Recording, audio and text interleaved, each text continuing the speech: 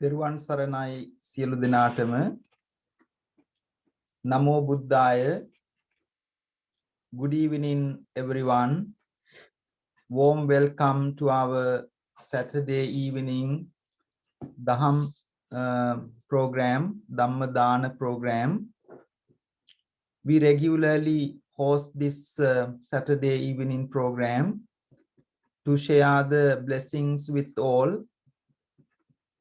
Dhammadana, sharing the teachings of the Buddha, is the highest meritorious activity. There are lots of meritorious activities that we do good things. And sometimes when we do a good thing, according to science, it says it generates oxytocin. Even someone else can see it, that person feels happy. That person also generates that same blessing. What Buddhism makes difference, Buddhism also talks about that can be transferred to our loved ones, whether they are living or no longer living with us. So may these meritorious activities are the only things that we can exchange as a form of blessing sharing, merit sharing. When we do a generosity action, whether it is physical based, it generates some merits that can be transferred. However, when we give something teachings, blessings, and it regards as the highest because it can change lives of the people and as well as a whole journey of their life. So today, our program is being sponsored. You also can sponsor similar programs that we host regularly on Saturday evening to maybe share the blessings with your loved ones on special occasions, as well as to transfer the merits. Today, the program is being very kindly sponsored by Dr. Chandrika, also Dr. Stewart Worrall and their son Deenuka. Those family, Dr. Chandrika and Dr. Stewart Worrall and son Deenuka, want to sponsor this program specially to mark the 6th year of beloved mother of Dr. Chandrika, Mrs. Charlotte Kodikara, beloved mother. They want to remember beloved mother on this special occasion of passing the 6th year and share the merits with beloved mother, wishing her supreme bliss of Nibbana. අද දවසේ පින්කමේ දායකත්වයේ දරන්නේ ආචාර්ය චන්ද්‍රිකා මහත්මිය, ආචාර්ය Stuart මහත්මයා සහ දිනුක පුතණුවන් ඇතුළු පවුලේ සියලු දෙනා. දයාබර මෑණියන් අභාව ප්‍රාප්ත වෙලා 6 වන වර්ෂය සම්පූර්ණ වන මේ වෙලාවේදී දයාබර මෑණියන් වන චාලට් කොඩිකාර මහත්මියට ධර්ම දානමය පින්කම සලසා දෙන්නටයි මේ උදාර පින්කමට සහ සම්බන්ධ වෙන්නේ. ධර්ම දානමය පින්කම තමයි පින්කම් අතර ශ්‍රේෂ්ඨම පින්කම. සෑම සෙනසුරාදා හවසකම පැවැත්වෙන මේ උතුම් පින්කමට ඔබටත් සහභාගී වෙන්නට පුළුවන්. ඒ තුලින් රැස් කරගන්න ආශිර්වාදය තමන්ගේ වැදගත් අවස්ථාවකට යොමු කර ගැනීම, ඒ වගේම තමන්ගේ ජීවිතයට කුසලයක් හැටියට රැස් කර ගැනීමටත් පුළුවන්කම තිබෙනවා. අද දවසේ මේ පින්කම තුලින් රැස් කරගන්න මේ උදාර කුසල ශක්තිය මීට වසර 6කට පමණ උඩදී අභාව ප්‍රාප්ත වෙච්ච චාලට් කොඩිකාර පින්වත් මෑණියන්ට අනුමෝදන් වේවා කියන ප්‍රාර්ථනා ඇති කරගෙන අපි හැමදෙනාම තුනුරුවන් වන්දනා කරමින් ධර්මානුශාසනාවන් වලට සවන් දෙමින් අපේ ළමයින්ගේ උදාර ධර්ම වැඩසටහනට සම්බන්ධ වෙමින් කටයුතු කරන ලෙස හැමදෙනාටම සිහිපත් කර සිටිනවා. Today we are going to start with observing precepts. Our most Reverend Dr. Dato Sumanasiri Nayaka Thera from Singapore, Malaysia will start the program with administering 5 precepts and making a short reflection. After that, we will do the homage to the Buddha, Dhamma, Sangha, evening puja, Bodhi puja, blessings. Then our most venerable Dikwalle Sila Sumana Nayaka Thera, retired principal of Vidyatunga College in Matara Dikwalle, advisor to Berlin Buddhist Vihara in Germany. Most venerable Dikwalle Sila Sumana Nayaka Thera will do the Sinhala Dhamma sermon about 15 minutes after the homage Bodhi Puja. Then we will have a chanting of blessings to wish, especially at this time of difficulties due to the pandemic. We will be doing a special chanting of protection blessings, wishing you all good health, protection and happiness. After the chanting, there will be an English sermon. Today the subject is being based on the children's program. We are going through a very special parts of teachings of the Buddha. We did discuss about very particular discourse on blessing. Now we are going to discuss section by section on the discourse on downfall. Very special discourse for everyday living delivered by the Buddha to explain different aspects that affects our life, progress, and cause the destruction in this very life. So our venerable monks will present the explanations, the teachings of the Buddha based on those special gathas. Now may I call our main sponsor, Dr. Chandrika and family, to participate in the observing of the 5 precepts.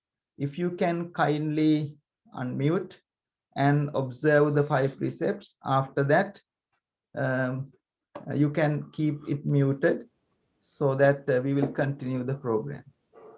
Please say Namo Tassa 3 times to observe the 5 precepts. Namo tassa bhagavato arahato samma sambuddhassa. Namo tassa bhagavato arahato samma sambuddhassa. Namo tassa bhagavato arahato samma sambuddhassa. Buddhang saranang gacchami. Buddhang saranang gacchami. Dhammang saranang gacchami. Dhammang saranang gacchami. Sanghang saranang gacchami. Sangham saranang gacchami. Yampi buddhang saranang gacchami. Dutiyampi buddhang saranang gacchami. Yampi dhammang saranang gacchami. Dutiyampi sangham saranang gacchami. Yampi sanghang saranang gacchami.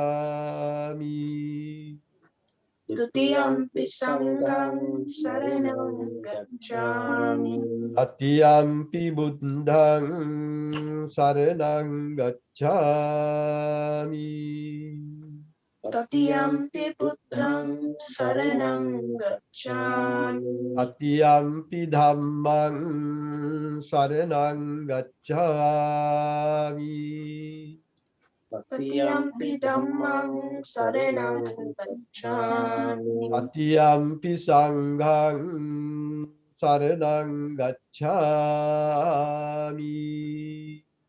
Tatiyampi sangham saranang gacchami. Anatipata veramani Sikkhapadang samadhiyami. පානාතිපාතා වේරමණී සික්ඛාපදං සමාදියාමි Adinnādāna veramani sikkhapadang samadhiyami. අදින්නාදානා වේරමණී සික්ඛාපදං සමාදියාමි Kāmesu miccācārā veramani sikkhapadang samadhiyami. කාමේසු මිච්ඡාචාරා වේරමණී සික්ඛාපදං සමාදියාමි Musāvādā veramani sikkhapadang samadhiyami. මුසාවාදා වේරමණී සික්ඛාපදං සමාදියාමි Surameraya majjapama dattana veramani sikkhapadang samadhiyami. සුරාමේරය මච්චපමා දට්ඨානා වේරමණී සික්ඛාපදං සමාදියාමි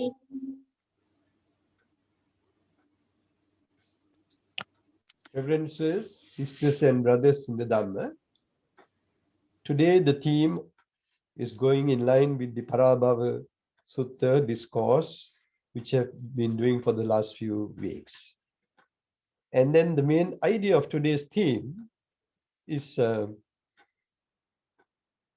how not to be a racist, Jati Taddo, Dhanat Taddo, how not to be an ultra-capitalist, and Gotta Taddo, how not to be a casteist or a tribalist, not following the caste, and to be simple and to do good, otherwise it becomes a downfall. In the last 2 weeks, we have seen a lot of world news, which involves the Buddhists as well, especially Myanmar, where the military is oppressing and killing civilians who are unarmed, and the Prime Minister of Singapore and his foreign minister, who has met with the military envoy in Bangkok, coming from Burma or Myanmar.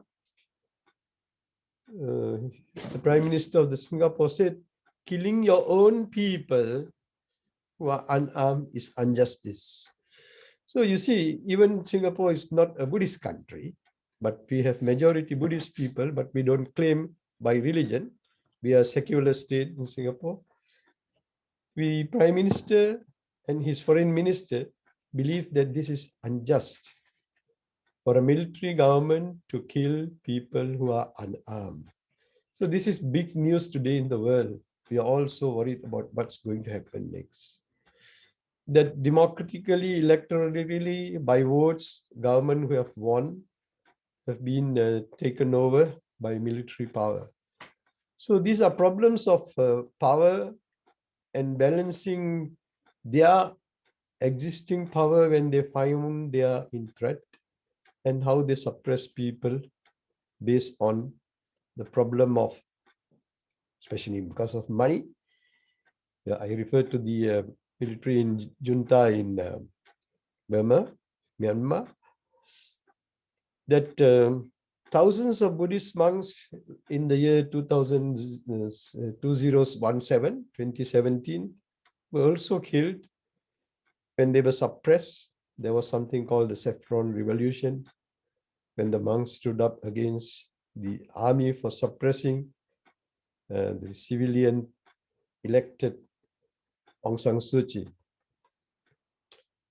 But then there are also incidents when the Muslim Rohingyas were persecuted because of the marching of the very Buddhist monks themselves in full force against them, based on problems of citizenship, illegal migrants, and their own citizenship of their country as they think, and that though the Rohingyas were born and bred for 3 generations, they were not accepted, and 700,000, almost very close to 1 million plus Rohingyas were left out in the cold, and they were not accepted by their country of origin also.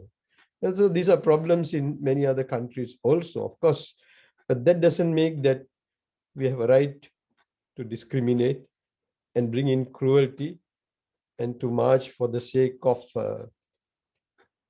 country as such when it comes to Buddhist monks. Lay people have their jobs to do. Governance have their jobs to do. The Buddha never said that protecting your race is the duty of monks. He himself saw that the Sakya race will be diminished after he passed away, but he never went to preach that you must save my Sakya race. So things come, things go. Whatever appears, disappears. Whatever disappears, appears. So that is the law of nature. So when there are injustice, actually monks should need to advise against bad governance and bring in more human values and compassion in not just by words. It's useless to recite the Metta Sutta every day and still practice violence and support war and killing. We know in law, common law, and also in criminology, to help killing, whether it is war or otherwise, murder, to procure, procuring, aiding, and abetting are equally crimes, not only in criminology, in Buddhism as well. Then the other point is Gottattaddo, because of your caste. This the Buddha referred to India particularly, but what the Buddha has rejected in Brahmanism, some of our Buddhists have also accepted, and this comes especially in our Sri Lankan Buddhist culture, that they still believe in caste. It's a sad story. Thai Buddhists are also influenced by Brahmins. They also have some kind of class system. And human nature that we are, the weakness of human nature is also to see that I am higher, you are lower, like that. Yeah. So the Buddha's teaching is whether you are high or low depends on your actions. The Vasala Sutta have well pronounced that part. Kammana Vasalohoti, by actions you become a downcast, a low caste person. He was not confirming the caste system, he was just criticizing it. Kammana hoti brahmano, and you become a good Brahmin, a good person, a good religious leader, a good human being by your own actions, not by birth itself. By being born to a race, by being born to a particular belief, so-called caste, does not make you great at all. Then the most important point, which today we are facing in this center of capitalism in the United Kingdom, ultra-capitalism, dhanattaddo, the pride because you are rich, and because you are over-rich, you are ultra-rich, and you think about being only an ultra-capitalist because of over-greed. Greed as such, in natural sense, the Buddha accepts. He said the world is based on greed, on desire. You like to have more, you can never be satisfied. That is the problem of what the Buddha says is called suffering, that unsatisfactoriness. But you need greed to carry on life, to procreate, to take care of what you have already have in your families and so on. But to have ultra greed is considered one of the 10 sins, dasa akusala, in the Buddha's teachings. The 10 akusalas, which means unskillful action, bad actions, they say in normal language. How the Buddha looked at, he said, by the mind you have 3 akusalas, unskillful actions, bad actions, which is not good. Normal, natural greed is okay, but ultra greed, excess greed, is one of the sins in the Dasa Akusalas. It's called abhijja. What you have, you don't feel enough. You want more and more and more. So you steal, you plunder your own people, your own country, and even go and put the money in money laundering places like Switzerland and the Cayman Islands and other places. Sins created by psychological field, by the mind, that translate to deeds and words, where you believe cash is king, nothing else. There's no balance in ethics or morality, and you don't care for you don't share. To look down on the poor or the downtrodden. Money is not evil in Buddhism. To be a have is accepted as a happiness. But to want to be an ultra have, this is where the problem is. Yeah, that is a downfall of a person. So there are beautiful stories in the Buddhist scriptures. The venerable monks might describe some of those. How very rich merchants, because of their overgreed, they died and they were born in the next life when the Buddha was still living as dogs, and they went to find their treasure in their own son's house. Sisters and brothers, listen to this enlightening talk today based on 3 human weaknesses of racism, capitalism, and casteism, and how we can come out from that and come up in our life. A good evening to all of you.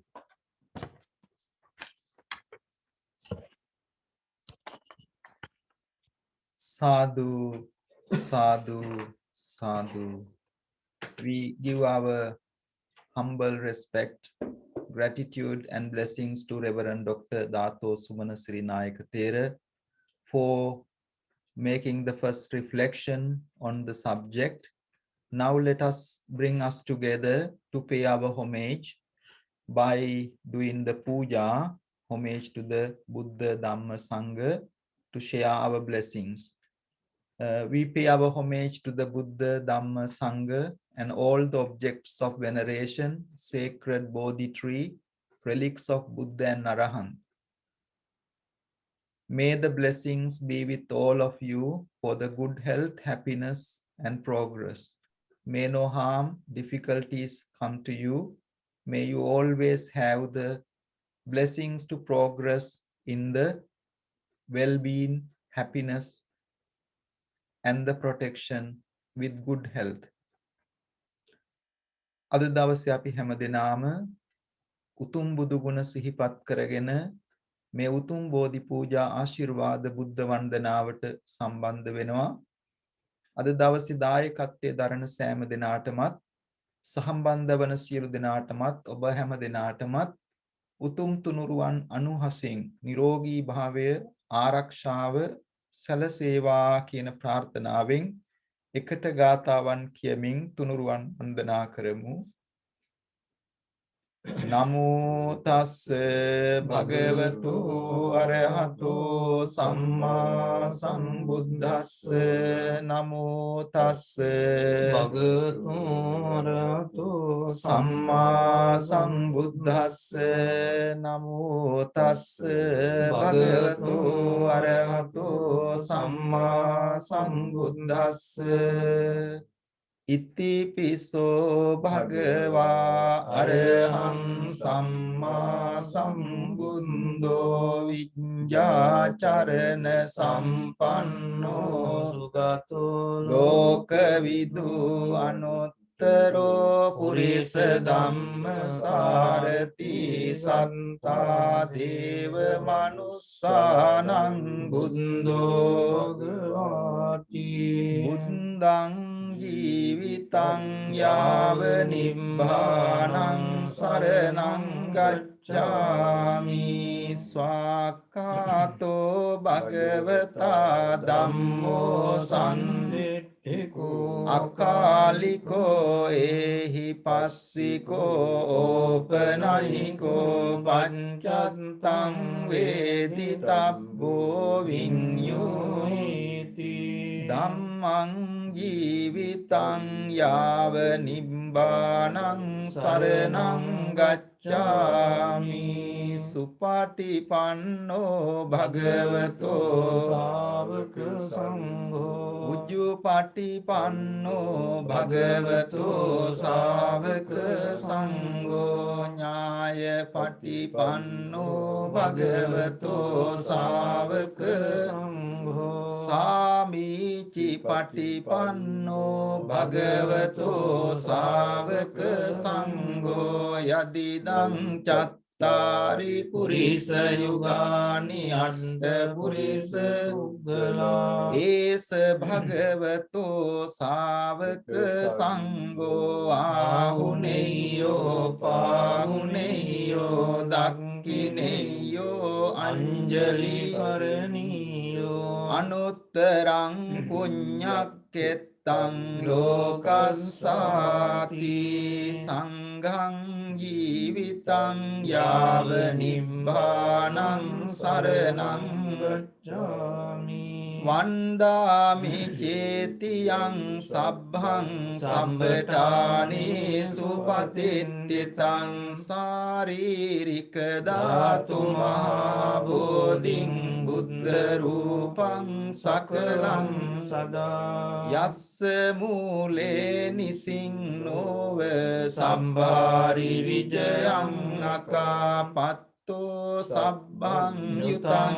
සන්තා වන්දේ තං බෝධිපාදපං ඉමේ ඒතේ මහා බෝධි ලෝකනාතේන පූජිතා අහං පිතේ නමස්සාමි බෝධි රාජා නමන්තු තේ ඝනසාරප්පදිත්තේන දීපේන තමදං තිලෝක දීපං සම්බුද්ධං පූජයාමි තමෝනුදං ගන්ධ සම්භාර යුත්තේන දූපේනහං සුගන්ධිනා පූජයේ පූජනීයන්තං පූජා භාජනතමං වන්න ගන්ධ ගුණෝපේතං ඒතං කුසුම සන්තතින් පූජයාමි මුනිං දස්ස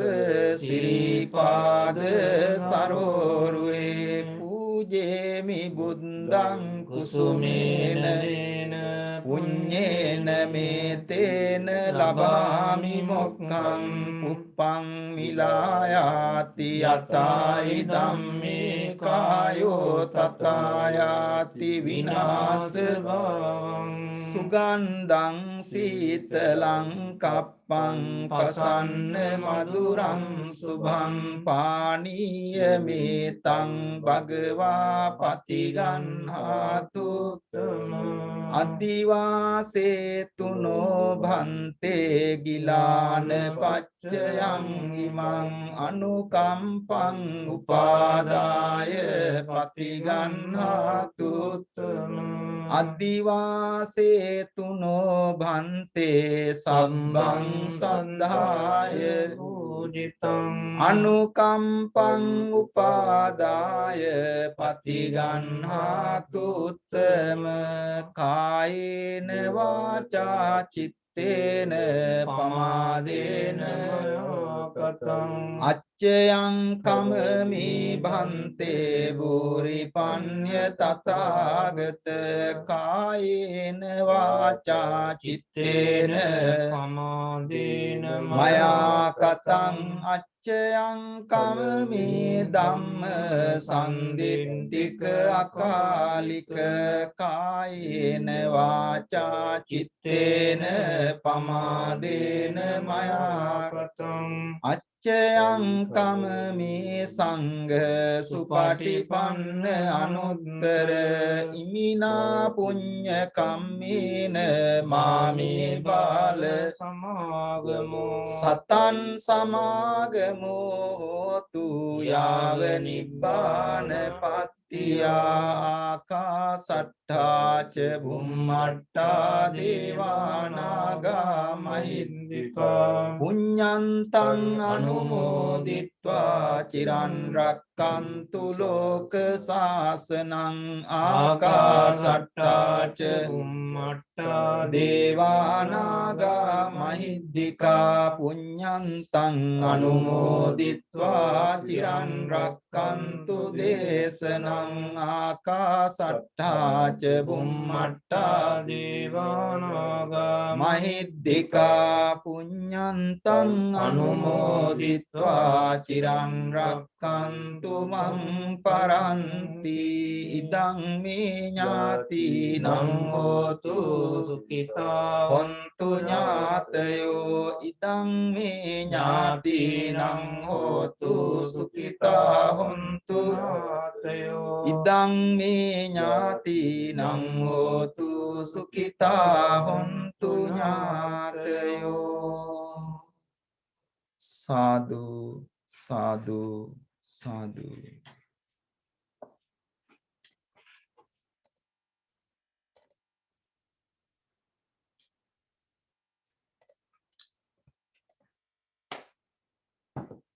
Now we are going to spend few minutes to listen to the Dhamma in Sinhala. I know that there are some who can't understand, but do practice few minutes, 10-15 minutes meditation, listening to it. Even though we don't understand, that would be a great blessing to listen to something, the truth, even though we can't understand, with the intention that we are listening to the blessing of life. මේ වෙලාවේදී අපි සිංහල ධර්මානුශාසනාව පවත්වන්නටයි බලාපොරොත්තු වෙන්නේ. සෑම සෙනසුරාදා දිනකම පැවැත්වන සදහම් වැඩසටහනේ අද දවසට නියමිත සිංහල ධර්ම දේශනාව පවත්වනු ලබන්නේ අතිගෞරවනීය දික්වැල්ලේ සීල සුමන පණ්ඩිත හාමුදුරන් වහන්සේ විසින් මාතර දික්වැල්ල වැවරු කන්නල විදුරජ මහා විහාරස්ථානයේ විද්‍යාතුංග පිරිවෙනේ පරිවෙනාධිපති වශයෙන් වැඩ කටයුතු කළ ජර්මනියේ බර්ලින් බෞද්ධ මහා විහාරයේ අනුශාසක වශයෙන් කටයුතු කරන දික්වැල්ලේ සීල සුමන පණ්ඩිත හාමුදුරන් වහන්සේ විසින් සිංහල ධර්මානුශාසනාව පවත්වනු ලබන්නේ. විශේෂයෙන් ඔබටත් මෙබඳු උදාර පින්කමක දායකත්වය අරගෙන තමන්ගේ ජීවිතයට වටිනා ධර්ම දානමය පින්කම රැස් කරගන්නට පුළුවන්කම තිබෙනවා. අපි රෙගියුලර්ලි නිරන්තරයෙන්ම මේ වැඩසටහන සෑම සෙනසුරාදා දිනයකම පැවැත්වෙනවා. ඒ සෑම සෙනසුරාදා දිනකම එකතු වීම තුළින් ඔබට නිවසේ ඉඳගෙන නිවසම විහාරස්ථානයක් බවට පත් කරගෙන ඊතා වටිනා ආශිර්වාදයක් වගේම පින්කමක් රැස් කරගන්නටත් මේ මොහොතේ මේ තුලින් ඉඩකඩ සැලසී තිබෙනවා. ඒ උතුම් ධර්ම දානමය පින ඔබට සැලසේවා. මේ පින්කම සඳහාද දායකත්වයේ දරන ආචාර්ය චන්ද්‍රිකා මහත්මියටත් ඒ වගේම ආචාර්ය ස්ටුවර්ට් වොරල් මහත්මයාටත් දිනූක පුතණුවන්ටත් නිරෝගී සුව සියලු ආශිර්වාද සැලසේවා. අද දවසේ දයාබර මෑණියන්ගේ 6 වන වසර සිහිපත් කරමින් මේ සිදු කරන පින්කම තුලින් චාලට් කොඩිකාර දයාබර මෑණියන්ට උතුම් වූ නිවන් සුවත් වේවා කියන ප්‍රාර්ථනාවෙන් අපි ගෞරවයෙන් ආරාධනා කර සිටිනවා අතිගෞරවනීය දික්වැල්ලේ සීල සුවන පණ්ඩිත හාමුදුරන් වහන්සේට සිංහල ධර්මානුශාසනාව පවත්වන ලෙස හැමදෙනාම ආරාධනා කිරීමක් වශයෙන් සාදුකාරයක් පවත්වන්න. නමෝ තස්ස භගවතු අරහතෝ සම්මා සම්බුද්දස්ස ජාති තද්දෝ ධනත් තද්දෝ ගොත්තත් තද්දෝ චයෝ නරෝ සංඥාතින් අතිමඤ්ඤේති තම්පරා භවතෝ මුඛං. ගෞරවනීය හාමුදුරන් වහන්සේලාගෙන් අවසරයි. ඈබඩ දූ දරුවනි දෙමාපියනි, අදට නියමිත පරාභව සූත්‍රයේ ගාථා ධර්මයේ මා ප්‍රකාශ කළේ ඒ ගාථාවෙන් කියවෙන අදහස තමයි යම් කෙනෙක් ධන මදයෙන් නැත්නම් ධනෙ හේතු කොටගෙන ජාතිමානයෙන් තමන්ගේ කුලය නැත්නම් වර්ගය වෙනුවෙන් කුලමානයෙන් යුක්තව කටයුතු කරනවාද තමන්ගේ නෑදෑයන් පහත් කළ සලකනවා නම් නැත්නම් පිට අය වගේ සලකනවා නම් ඒ පුජ්‍යලයා පිරිහීමට පත් වෙනවා කියන එකයි ඒ ගාථාවෙන් කියන සරල අදහස. කුමන කරුණක් නිසාවත් අපි උණගු වෙන්න බුදුදහමට අනුව ඒක මාන මදයක් ලෙස විස්තර කරලා තියෙනවා. ඒ වගේම ඒ ගාථා ධර්මයේ ප්‍රකාශ වෙන කරුණු අනුව ඒ බුදුදහමේ දැක්වෙන සත්විසි මදයන්ට මේ මානය කියන එක අයිති වෙනවා. මද 27ක් ගැන බුදුදහමේ දක්වලා තියෙනවා. ඒන් එකක් තමයි මේ මාන මදය කියලා කියන්නේ. තවත් අතකින් ඒවා චිත්තෝපක්ලේශ ධර්මයන් ලෙස දක්වන්න පුළුවන්. ඒ වගේම වංචක ධර්ම ලෙසත් මේ මානය කියන එක දක්වලා තියෙනවා. වංචක ධර්මයක් කියලා කියන්නේ අපිට නියමාකාරයෙන් පෙන්වන්නේ නැතුව සංගවල යම්කිසි කුසල ධර්මයක වේශයකින් පහළ වෙන ක්ලේශ ධර්මයන්ට තමයි වංචක ධර්ම කියලා කියන්නේ. මේ වංචක ධර්ම විවිධාකාරයෙන් විස්තර කරලා තියෙනවා අපේ ධර්මයේ. අනුන් විසින් රැවටීම, ඒ වගේම තමන්ම රැවටීම ආදී වශයෙන් ඒවා විස්තර කරලා තියෙනවා. ඒ වගේම 1500ක් ක්ලේශ ධර්මයන් ගැන දක්වලා තියෙනවා. ඒ 1500ක් වූ ක්ලේශ ධර්මයන්ටත් මේ මානය කියන එක අයිති වෙලා තියෙනවා. ඒ වගේම මේ ගාථා ධර්මයේ කියවෙන ජාතිමානයෙන් අන්ධ වෙච්ච කෙනෙක් හරි වැරද්ද හොඳ නරක මොකද්ද කියලා අවබෝධ කර ගැනීමට ශක්තියක් නැහැ. ඒක හරියට උපමාවකින් දක්වලා තියෙනවා. කැලෑවේ යන අන්ධ ඇතෙක් වගේ බොහෝ පිරිස් සමග හේතුවක් නැතුව ගැටෙනවා. ඒ වගේම බොහෝ දෙනා මානෙන් උදම් වුණාට පස්සේ තමන්ගේ ඥාතීන් ඒ වගේම ඒ හිතවත් අය පැත්තකට දාලා ඒ අයටත් පිට අයට වගේ සලකනවා. තමන්ගේ කියන හැඟීම නැති වෙලා යනවා. ඒක ඥාති පරිහානියට හේතුවක් ඇටියටයි දක්වලා තියෙන්නේ. ඒ වගේම ಜಾති කුල වශයෙන් තමන් අනිත් අයට වඩා උසස්ය කියලා හිතන එකත් ඒ වගේම පහත්ය කියලා හිතන එකත් මේ දෙකම මානයට අයිති දේවල් හැටියටයි දක්වන්නේ. ඒ වගේම බොහෝ දෙනා තමන්ගේ මානය නිසා බොරු පෙළපත් නාමයක් කියලා දෙමව්පියන්ගේ නම් පවා හංගන්නට කටයුතු කරනවා. ඒ වගේම නැති පෙළපත් නාමයක් බොරු නම්බු නාම ආරෝපණය කරගෙන ජාතිමානයක් ඇති කරගන්නට කටයුතු කරන පිරිස් මේ සමාජයේදී අපට දකින්නට පුළුවන්කම තියෙනවා. ඒ වගේම ඒ නිසා ඒකේ තියෙන වැරදි බව බුදුහාමුදුරුවෝ නොඑක් සූත්‍රවල දේශනා කළ තියෙනවා. එයින් එක සූත්‍රයක් තමයි මජ්ක්‍ධිම නිකායේ චංකී සූත්‍රය.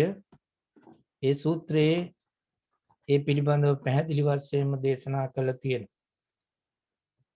ඒක පරිහානියට පිරීමට හේතුවක් ඇටියට.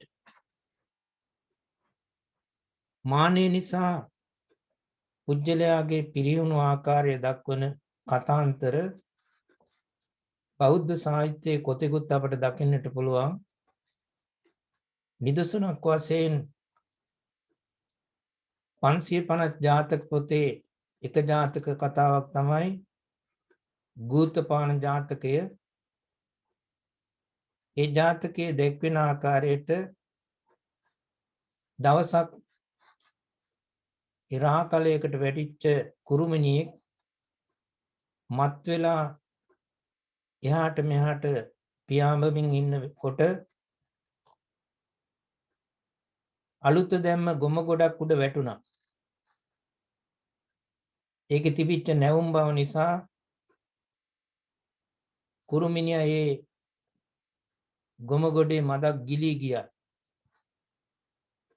තමන්ගේ බලයට පොළොව කම්පා වුණායි කියලා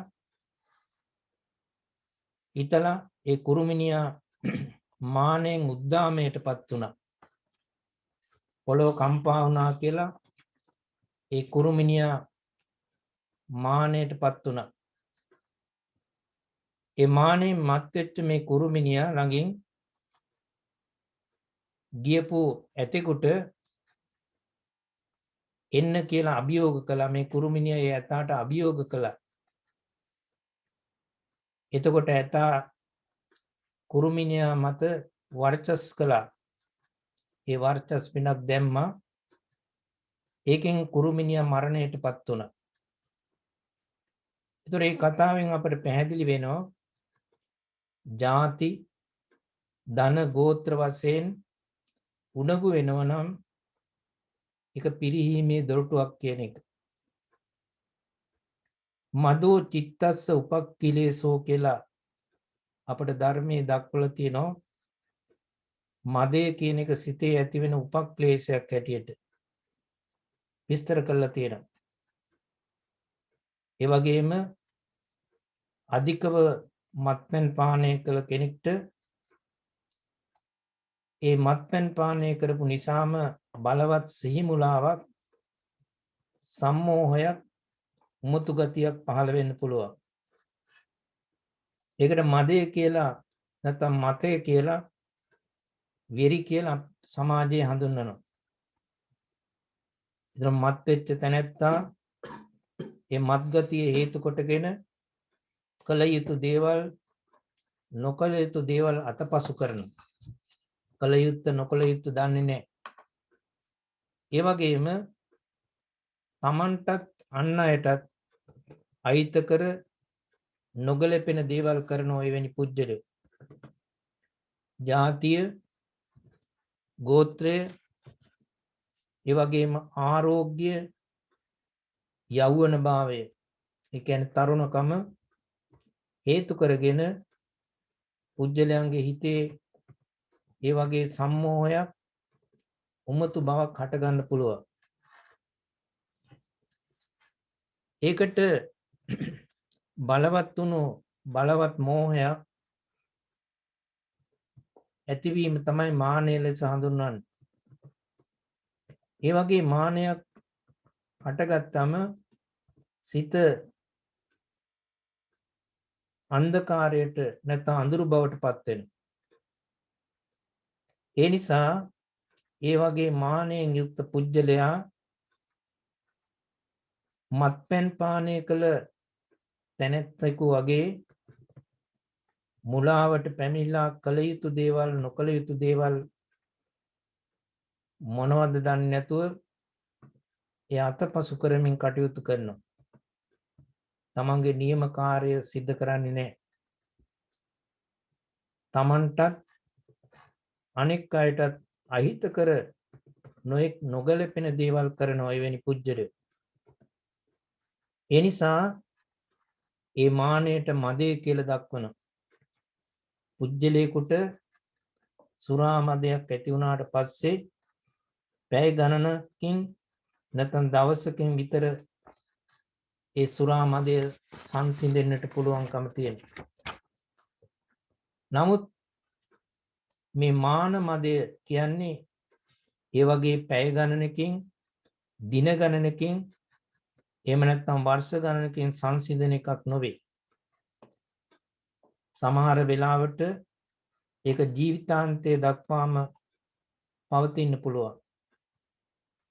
එනිසා මේ මාන මදය සුරා මදයට වඩා නපුරු දෙයක් හැටියට හඳුන්වන්නට පුළුවන්කම තියෙනවා. ඒ වගේම භයානක දෙයක් ලෙසින් දක්වන්නට පුළුවන්. මදය සාමාන්‍යයෙන් එකක් වශයෙන් දැක්වුවත් ඒ ජාත්‍යාදී හේතුන් වශයෙන් නැත්තම් නොඑක් ලක්ෂණ වශයෙන් පෙන්눔 කරනවා. විභංග ප්‍රකරණයේ සත්විදි මදයක් තියෙනවා. දක්වලා තියෙනවා 27ක් මදයන් විස්තර කරලා තියෙනවා. එයින් පළවෙනි එක තමයි ಜಾති මදය කියලා කියන්නේ. ඒ ಜಾති මදය කියලා කියන්නේ මගේ ජාතිය උතුම් කිසිම ජාතියකට දෙවෙනි මන්නේ නැහැ කියන සිතුවිල්ල. තමන්ගේ ජාතිය උසස්ය කියලා මානයටපත් වෙනවා.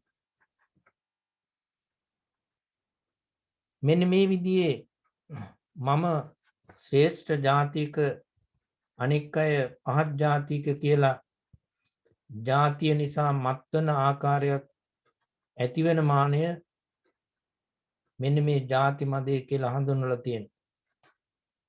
ඒ වගේම ධන මදය ඇති පුජ්‍යලයා මම ධනවතෙක් අනිත් අය දුප්පත්ය කියලා හිතනවා වගේ මට බොහෝ ආදායම් මාර්ග තියෙනවායි කියලා මත් වෙන ආකාරයක් ඒ හටගත්ත මදය තමයි ධන මදය කියලා දක්වලා තියෙන්නේ.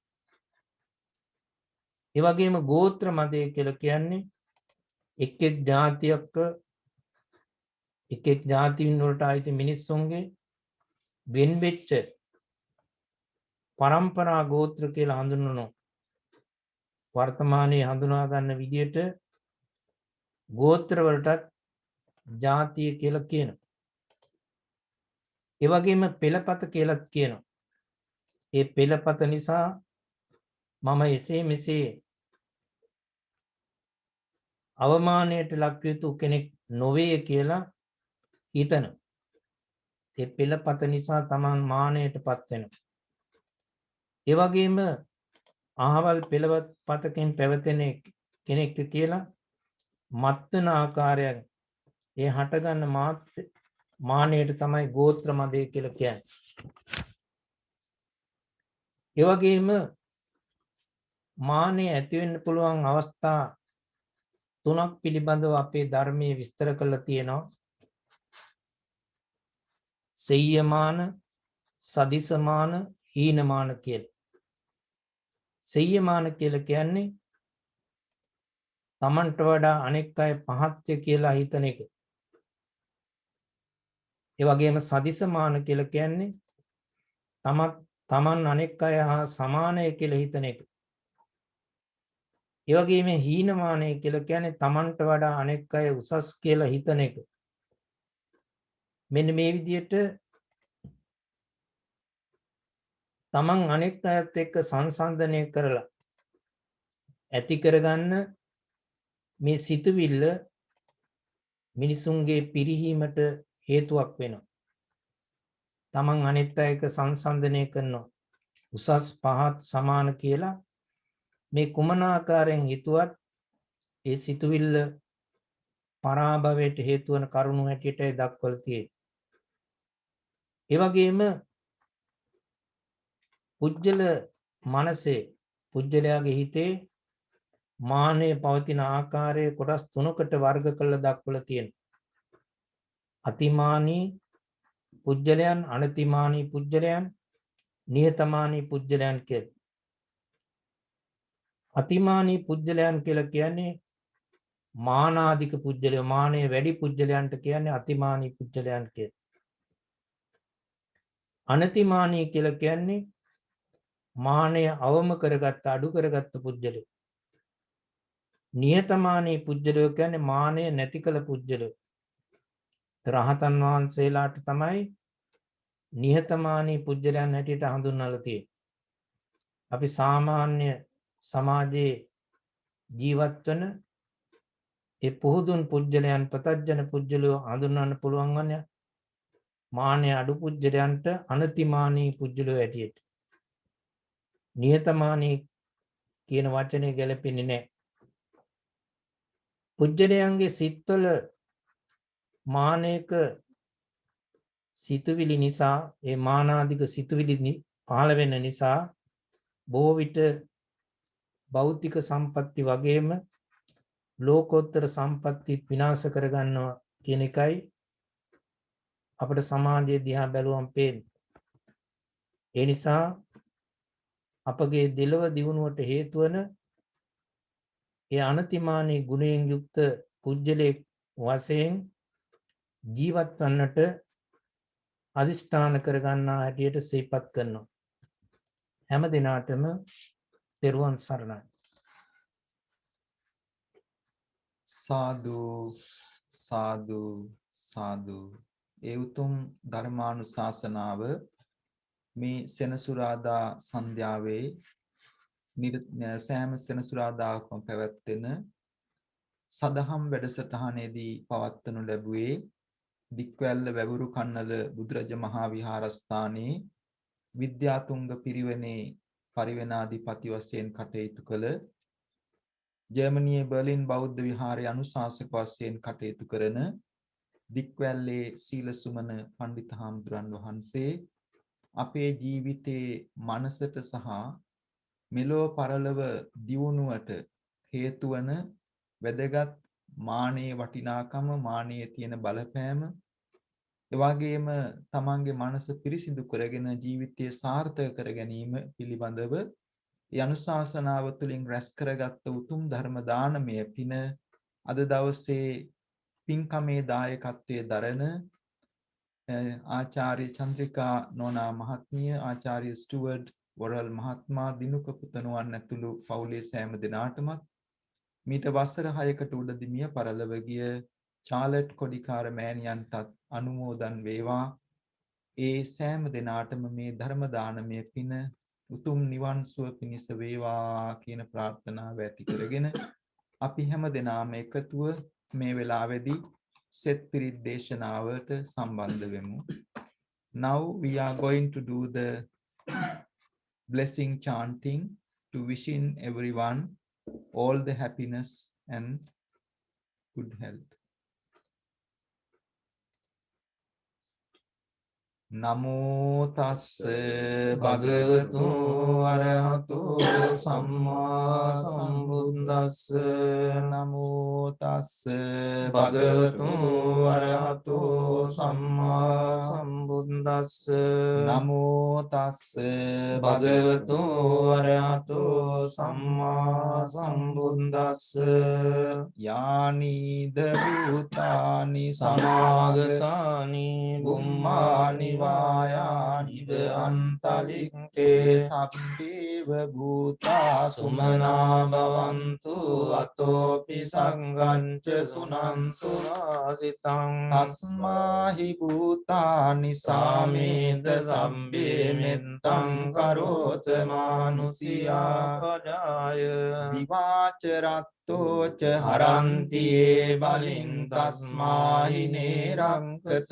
අම්පමන්තායං කිංචි විත්තං ඉදවා උරං වා සංගේ සුවායං රතනං පනීතං නනෝ සමං සුවත්ති තථාගතේන ඉදම්පි බුද්ධේ රතනං පනීතං ඒතේන සච්චේන සුවත්ති හෝතු khයං විරාගං අමතං පනීතං යදංජගා සංඝ මුනි සමාහිතෝ නතේන ධම්මේන සමන්ති කිංචි දම්පි ධම්මේ රතනං පනීතං ඒතේන සච්චේන සුවන්ති හෝතු යං බුද්ධ සෙට්ටෝ පරිවන්නයි සුචින් සමාධිමානන්තරිකඤ්ඤමා වූ සමාධිනාතේන සමෝන විඤ්ජති ඉදම්පි ධම්මේ රතනං පනීතං ඒතේන සච්චේන සුවන්ති හෝතු යේ පුග්ගලා අට්ඨ සතං පසත්තා චත්තාරියේතානි යුගානි යොන්ති තේ දක්ඛිනෙය්‍යා සුගතස්ස ශාවකායේතේ සුදින්නානි මහප්පලානි ඉදංපි සංඝේ රතනං පනීතං ඒතේන සංචේන සුවත්ති හෝතු යේ සුප්පයුත්තා මනසාදල්ලේන නික්කාමිනෝ ගෝතම සාසනම් තේ පත්තිපත්තා අමතං විගය්‍ය ලන්දා මුදානි බුතින් බුඤ්ජමානා ඉදංපි සංඝේ රතනම් පනීතං ඒතේන සච්චේන සුවත්ති හෝතු යතින්ද කීලෝ පඨවින්සිතෝ සියා චතුම්බි වාතේ පිය සම්පකම්පියෝ තතූපමං සප්පුරිසං වදාමි යෝ අරිය සත්‍යානි අවෙච්ච පස්සති දංපි සංඝේ රතනං පනීතං ඒතේන සච්චේන සුවන්ති හෝතු යේ අරිය සත්‍යානි විභාවයන්ති ගම්බීර පඤ්ඤේන සුදේසිතානි කිංචාපිතේ හොන්ති බුසම්පමන්තා නතේ බවං අට්ඨමං ආදියන්ති ඉදංපි සංඝේ රතනං පනීතං ඒතේන සච්චේන සුවන්ති හෝතු සහවස්ස දස්සන සම්පදාය තයස්සු ධම්මාදයිතා භවಂತಿ සක්කාය දිට්ඨි විචිකිච්ඡිතංච සීලබ්බතං වාපිය දන්ති කිංචේ චතුහ පායේ හිච විම්බුතෝ චචා භිටානානි අබම්බෝ කාතුං ඉදංපි සංඝේ රතනං පනීතං ඒතේන සච්චේන සුවත්ති හෝතු වනප්ප ගුම්බේ යතා පුස්සි තග්ගේ ගිම්හාන මාසේ පඨමස්මින් ගිම්මේ තතූපමං ධම්ම වරං අදේසයි නිබ්බානගාමින් පරමන්නිතාය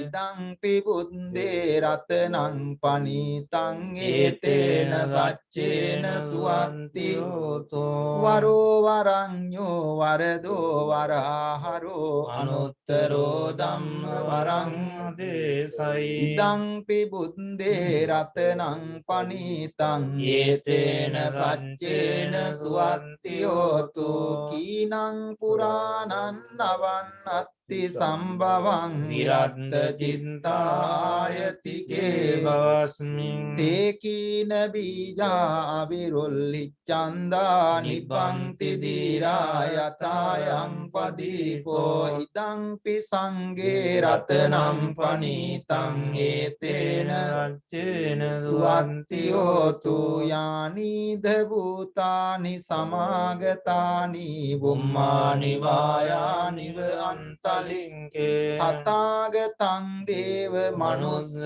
පූජිතං බුද්ධං නමස්සාම සුවන්ති හෝතු යානිද භූතානි සමාගතානි බුම්මානි වායානිව අන්තලින්කේ තථාගතං දේව මනුස්ස පූජිතං ධම්මං නමස්සාම සුවන්ති හෝතු යානිද භූතානි සමාගතා සත්තානි බුම්මානි වායානිව අන්තලික්කේ තථාගතං දේව මනුස්ස පූජිතං සංඝං නමස්සාම සුවන්ති හෝතු ඒතේන සච්ච වජ්ජේන සොත්තිතේ හෝතු සම්බදා ඒතේන සච්ච වජ්ජේන සම්බ රෝගෝ විනස්සතු ඒතේන සච්ච වජ්ජේන හෝතු තේ ජය මංගලං කරණීය මත්ත කුසලේන යන්තං සන්තං පදං අபிසමෙච්ච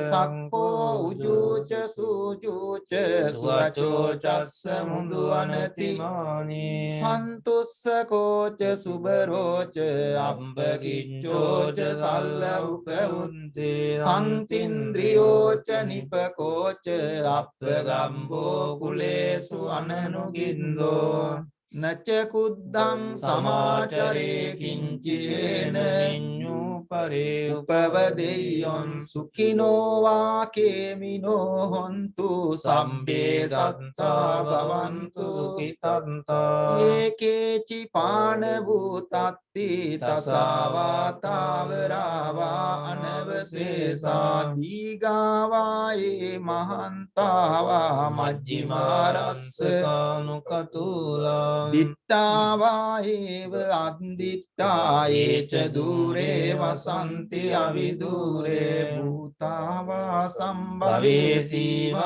අම්බේරන්තා භවන්තු සුඛිතත්තා නපරෝ පරං නිකුබ්බේත නාති මඤ්ඤේත කත්ත දිනං කංචි ව්‍යාරෝසනා පටිග සංඥා ඥාඤ්ඤ මඤ්ඤස්ස දුක්ඛ මිච්ඡය මාතා යතානියං පුත්තං ආයුසා ඒක බුද්ධ මනුරග්ගේ එවංපි සබ්බ භූතේසු මාන සම්භාවයේ අපරිමාණං මෙත්තං ච සබ්බ ලෝකස්මින් මාන සම්භාවයේ අපරිමාණං බුද්ධං අදෝච තිරියංච අසම්බාධං අවේරං අසපත්තං තිත්තං චරං නිසින්නෝ වාසයානෝ වායාවතස්ස විගත මිද්දෝ ඒතං සතින් අදිත්තේය බ්‍රහ්මමේතං න්‍යාරං ඉදමාවෝ දිට්ඨිංච අනුපගම්ම සීලවා දස්සනේන සම්පන්නෝ කාමේසු විනේයගේ තං නහි ජාතු ගම්බසෙයං පුනරේතිති ඒතේන සච්ච වජ්ජේන සොත්තිතේ හෝතු සම්බදා ඒතේන සච්ච වජ්ජේන සම්බ රෝගෝ විනස්සතු ඒතේන සච්ච වජ්ජේන හෝතු තේ ජය මංගලං සිරිදිති මති තේජෝ ජය සිද්ධි මහින්දි මහා ගුණං අපරිමිත පුඤ්ඤාධිකාරස්ස සම්බ අන්තරාය නිවාරණ නමොත්තස්ස භගවතෝ අරහතෝ සම්මා සම්බුද්දස්ස දත්තිංස මහා පුරිස ලක්ඛනානුභාවේන අසීත්‍යානුභ්‍යංජන ලක්ඛනානුභාවේන අට්ඨුත්තර සතමංගල ලක්ඛනානුභාවේන චම්බන්න රංසානුභාවේන කේතුමාලානුභාවේන දස පාරමිතානුභාවේන දස උපපාරමිතානුභාවේන දස පරමත්ත පාරමිතානුභාවේන සීල සමාධි පඤ්ඤානුභාවේන බුද්ධානුභාවේන ධම්මානුභාවේන සංඝානුභාවේන තේජානුභාවේන ඉත්‍යානුභාවේන බලානුභාවේන නෙය්‍ය ධම්මානුභාවේන චතුරාසීති සහස්ස ධම්මස්කන්ධානුභාවේන නවලෝකොත්තර ධම්මානුභාවේන අට්ඨංගික මග්ගානුභාවේන අට්ඨ සමාපත්‍යානුභාවේන චලබිඤ්ඤානුභාවේන මෙත්තා කරුණා මුදිතා උපේක්ඛානුභාවේන සම්බ පාරමිතානුභාවේන රතනත්ත සත්‍ය සරණානුභාවේන තුයිහං සබ්බ රෝග ශෝක උපද්දව දුක්ඛ දෝමනස්සුපායාසා විනස්සන්තු සබ්බ සංකප්පා තුයිහං සමිජ්ජන්තු දීඝායුකෝ හෝතු සතවස්සරීන සමංගිකෝ හෝතු සබ්බදා ආකාස පම්බත වන භූමි තටාක ගංගා මහා සමුද්ද ආරක්කක දේවතා සදා තුම්හි අනුරක්කන්තු සබ්බ බුද්ධානුභාවේන සබ්බ ධම්මානුභාවේන සබ්බ සංඝානුභාවේන බුද්ධ රතනං ධම්ම රතනං සංඝ රතනං තින්නං රතනානං ආනුභාවේන චතුරාසීති සහස්ස ධම්මස්කන්ධානුභාවේන පිටකත්තයානුභාවේන ජින ශාවකානුභාවේන සබ්බේතේ රෝගා සබ්බේතේ භයා සබ්බේතේ අන්තරායා සබ්බේතේ උපද්දවා සබ්බේතේ දුන්නිමිත්තා සබ්බේතේ අවමංගලා විනස්සන්තු ආයු වඩ්ඩකෝ ධන වඩ්ඩකෝ සිරි වඩ්ඩකෝ යස වඩ්ඩකෝ බල වඩ්ඩකෝ වන්න වඩ්ඩකෝ සුඛ වඩ්ඩකෝ හෝතු සබ්බදා දුක්ඛ රෝග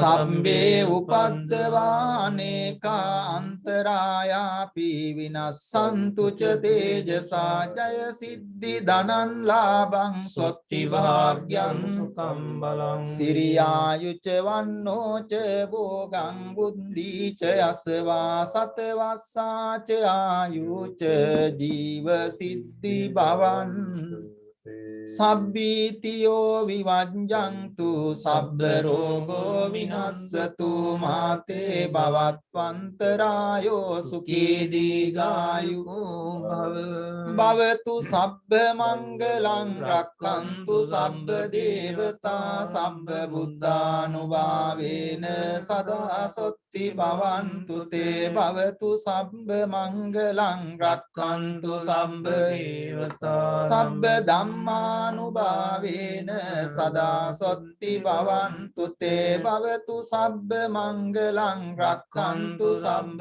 දේවතා සබ්බ සංඝානුභාවේන සදා සොත්ති භවන්තු තේ නක්කත්ත යක්ඛ භූතානං පාපග්ගා නිවාරණා පරිත්තස්සානුභාවේන අන්තු තේ සංඋපද්දවේ යන්දුන් නිමිත්තං අවමංගලංච යෝචාමනාපෝ සකුණස්ස සන්තෝ පාපග්ගා හෝදුස්සු පිනන්නකන්තං බුද්ධානුභාවේන විනාශමින්තු යන්දුන් නිමිත්තං අවමංගලංච යෝචාමනාපෝ සකුණස්ස සන්තෝ පාපග්ගා හෝදුස්සු පිනන්නකන්තං ධම්මානුභාවේන විනාශමින්තු යන්දුන් නිමිත්තං අවමංගලං ච යෝචාමනාපෝ සකුණස්ස සද්දෝ පාපග්ගා හෝදුස්සු පිනන්නකන්තං සංඝානුභාවේන විනාශමින්තු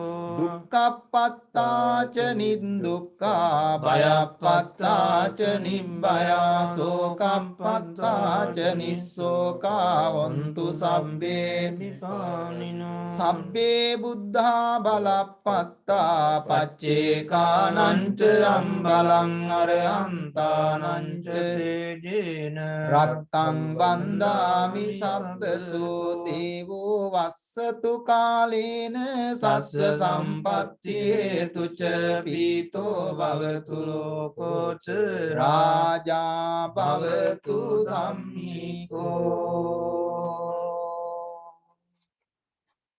සාදු සාදු සාදු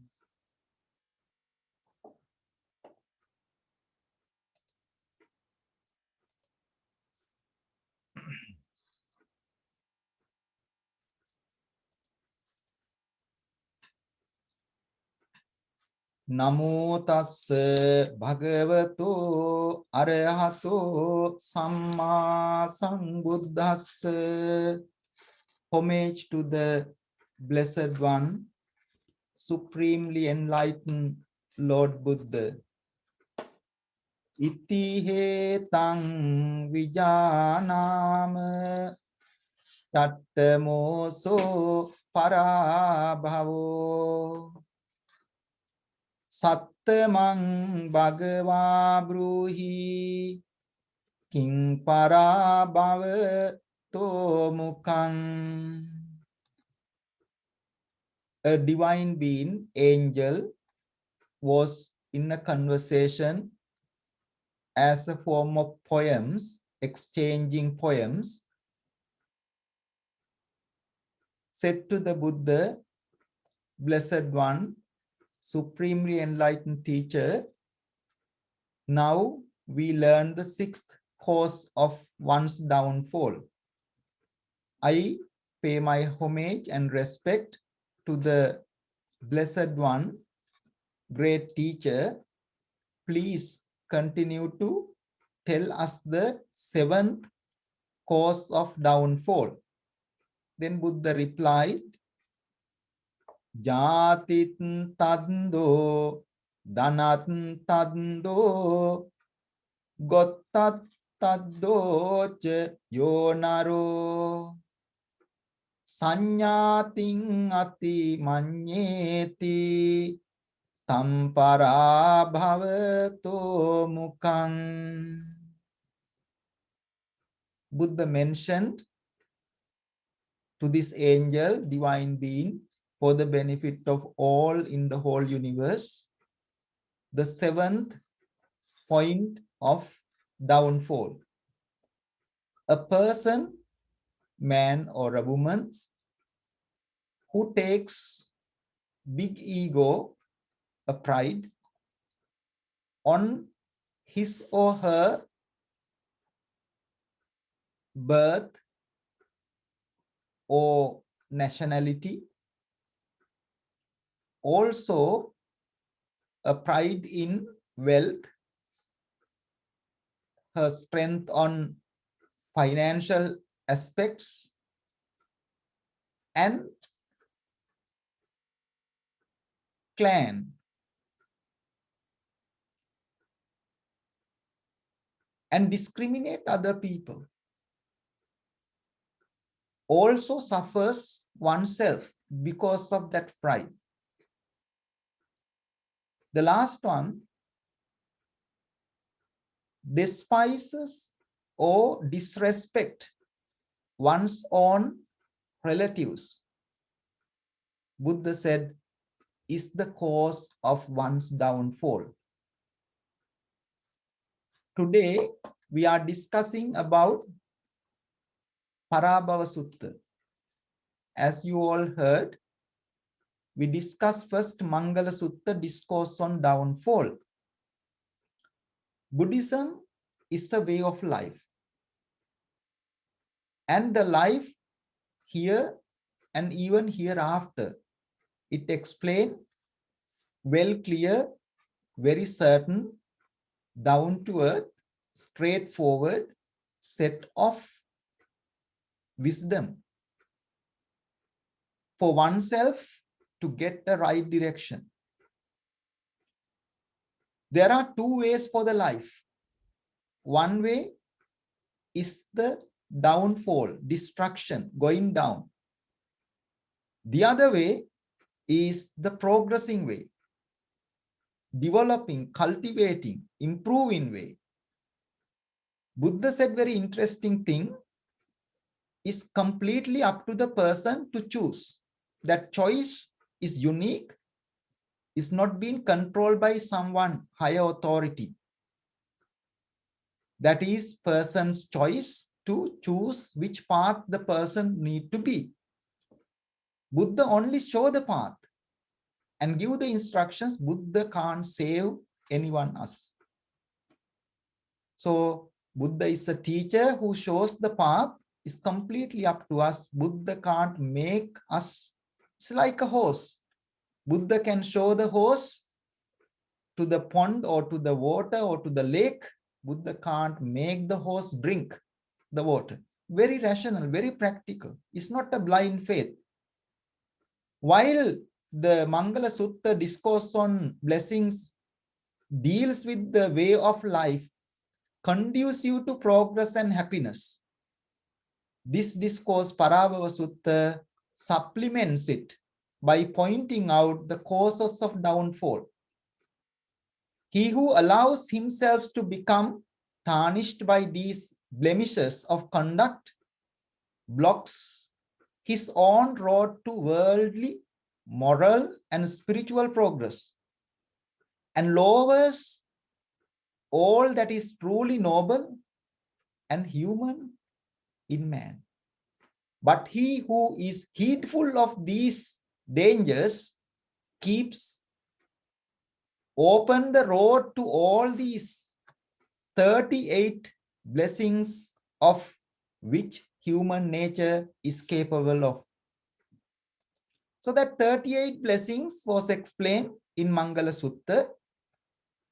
According to this discourse on Parabhava Sutta, discourse on downfall, there are altogether 24 causes for destruction or downfall of a being.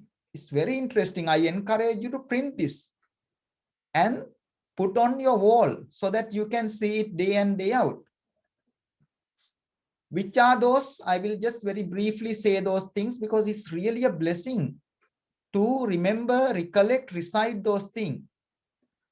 As we already done quite a few, I will just say briefly of what we were been discussing. The first one, feeling of dislikes for meritorious deeds or doing Dhamma. Those who doesn't interested to come to these programs, come to the temples, they think, oh, that's not important. There are some other important things. That's a kind of a downfall. Love for the ignorance people to associate with bad people, the interest, that is the second one. Disregard or dislike for the noble ones. They don't want to associate wise people, good people, spiritual people, monks. Is a cause of downfall. Inclination towards false belief is a dangerous thing. Many people do and has gone into trouble. Indulge in excessive sleep is a problem. It is a living destruction.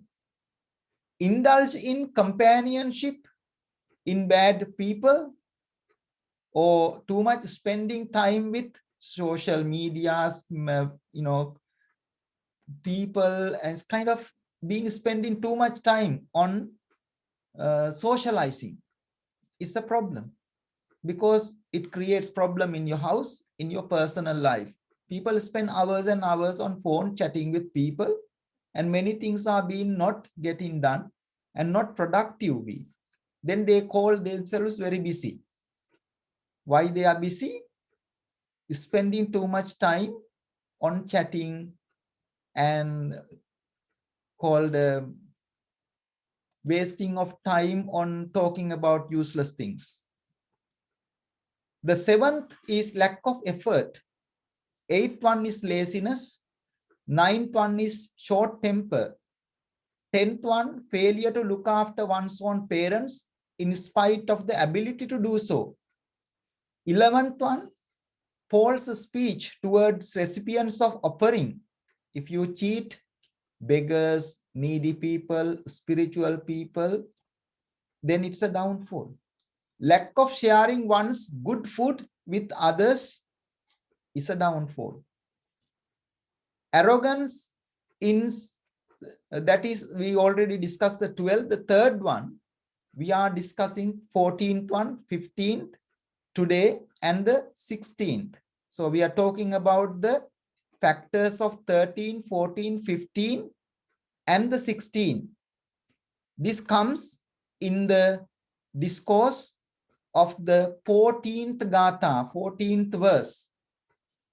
In this Gatha, there are two things, two keywords. One keyword is pride. The other keyword is despise or disrespect. In this Gatha, there are 4 things that cause directly to the downfall. First one, pride in birth. Second one, pride in wealth. Third one, pride in clan.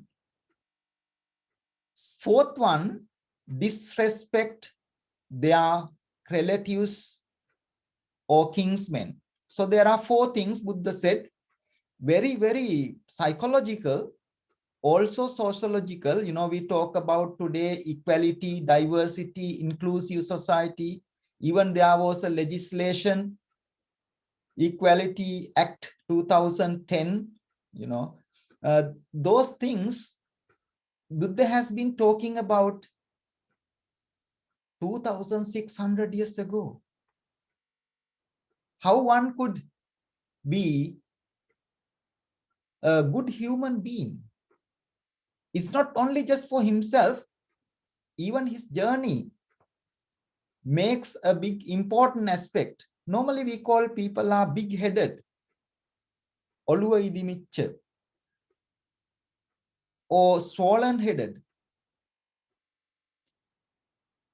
The reason there is a factor in our mind.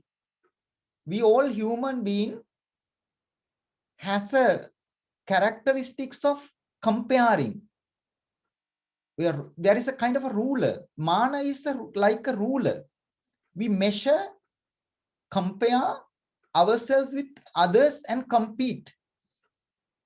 That could be a very dangerous thing eventually, because one particular mental problem develops called ego, self-centeredness, or called pride. This can develop into different stages: superiority and inferiority feeling. Even it is been identified in psychological mental health problems. People overlook themselves or condemn others being on their status. Those things, Buddha said particularly 3 things. Arrogance in one's high birth. You should be having some sense of good feeling about your nationality, nation, but you should not use it as a discriminative factor, because at the end of the day, there is no such things like higher and lower. We all are equal. We all are equal in that sense.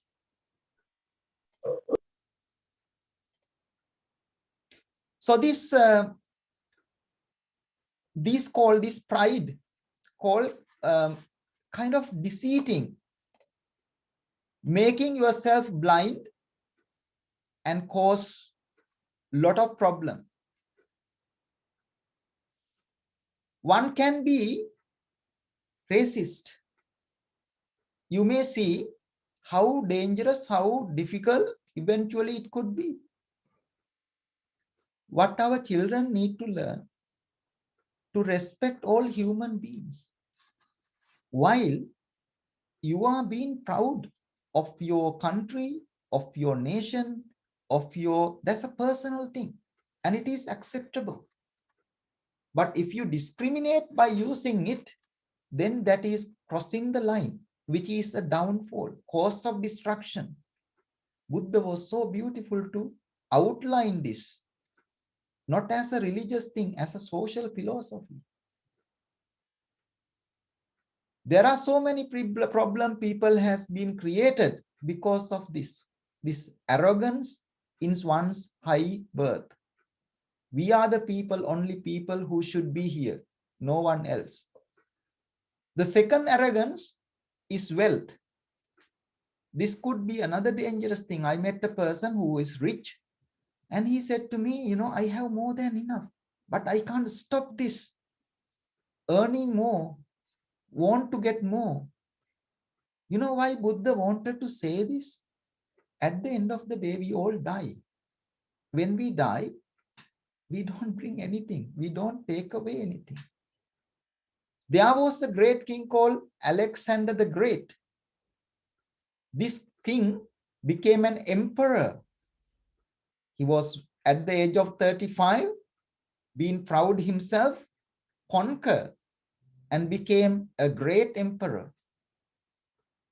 Eventually, he was struck with a terminal illness.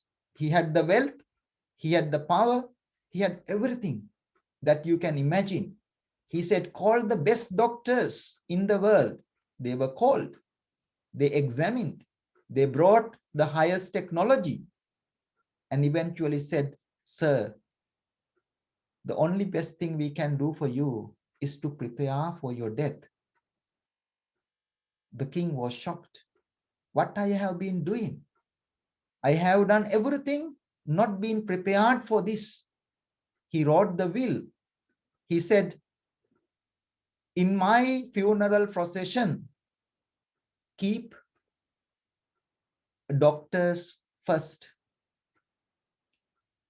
And on my coffin, make it so that people can see my hands. Put my hands out. And third thing, he said, whatever I have earned, distribute to the people who are around the side of the roads. Ministers were confused and asked, why? You are angry with the doctors? Ask them to put them first. They said, no. He said, no. I just want to make the people aware that even in this high technology, these material things doesn't matter. Technology, even today, you know, in this coronavirus, failed. It has done a good job. It keeps doing the job to secure, but it has been cost a lot of lives. It means, it does not mean that it's bad. It means it's limited. But our spirituality, our humanity is much more than that. In the midst of uncertainty, unpredictability. So what the point of arrogance? What the point of pride, ego? It doesn't make any sense. But this is a natural thing that create, generate, develop in the mind. Buddha said, watch it. Watch it, control it, eventually eliminate it. It is why we are practicing this. For example, our Rasikaya in the Dhamma school encourage children to dress properly and attend in the atmosphere of the temple and sit lower. And when you are meeting a monk, you go bow down. And when you are in the household, if the elders are sitting, if you are sitting, when the elders are coming, you stand and offer the seat. This is the practice, rituals we do, getting into the actual. It's not in a blind faith or just something silly. It's not important. It's all right, people says. No. That train us, develop us into something very important, taking this big-headed, that can develop, this head can be swollen, brain can be swollen with this arrogance. And that is why we keep them bending, bowing ourselves. It's not just a physical ritual. It brings us into actual. So take good respect, good care on those instructions in the practice.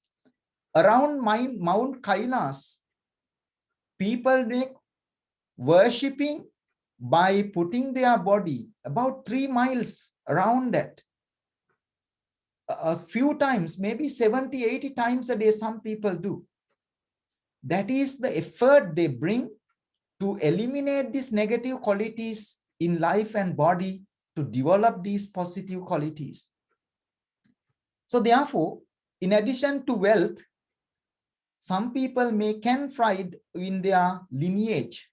I am belong to this and that. You know, in the practical life, people have problems, quite a lot of problems. I am in this family, I am this lineage.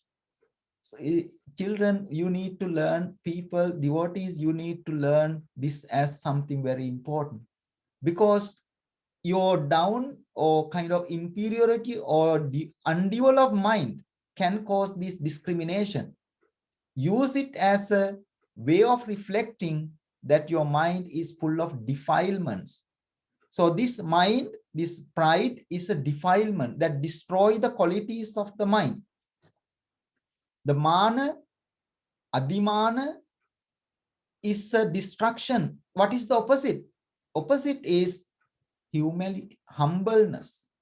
Anatimana, that is the way and the reach area we need to all go into. And the next one is, there are 4 things here: arrogance in the high birth, arrogance in wealth, arrogance in lineage. The other one is disrespect one's own kinsman.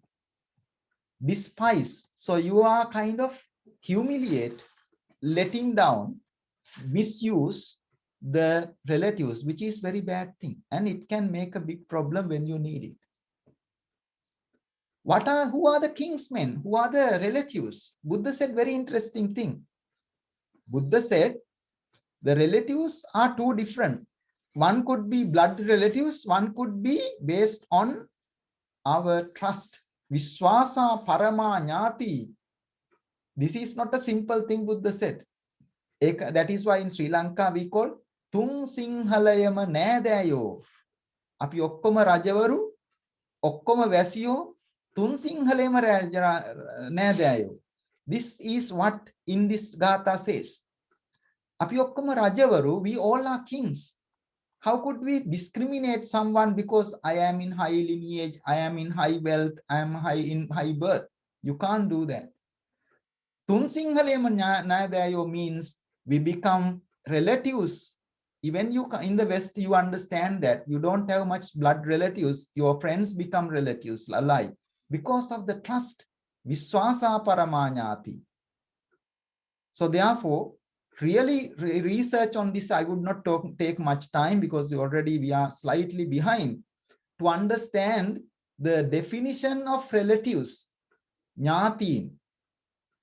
That is, sometimes our relatives based on our trust are more helpful and greater than our always blood is thicker. We know that.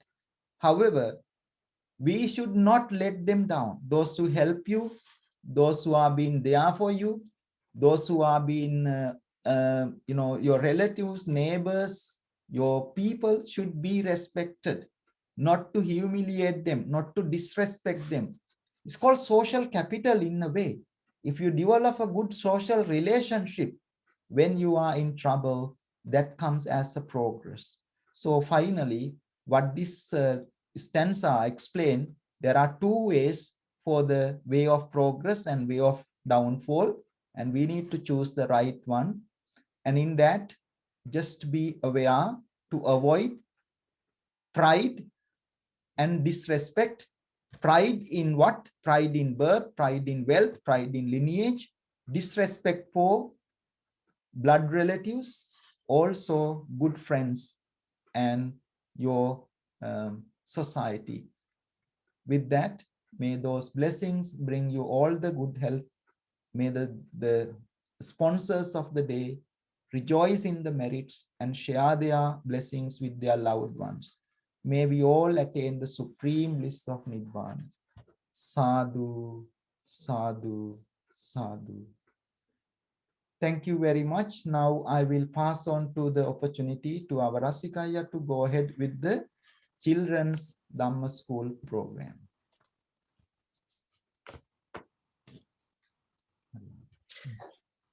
සියලු මහා අමරණ වහන්සේලාගේ නමස්කාරයි. තෙරුවන් සරණයි සියලු දෙනාටම. Good evening, everyone. We learned today again another gatha from Parabhava Sutta, and Hamadru explained to us a very important Dhammakarana in that gatha. The excessive pride, how it leads to become a downfall. in our life, and disrespecting your relatives.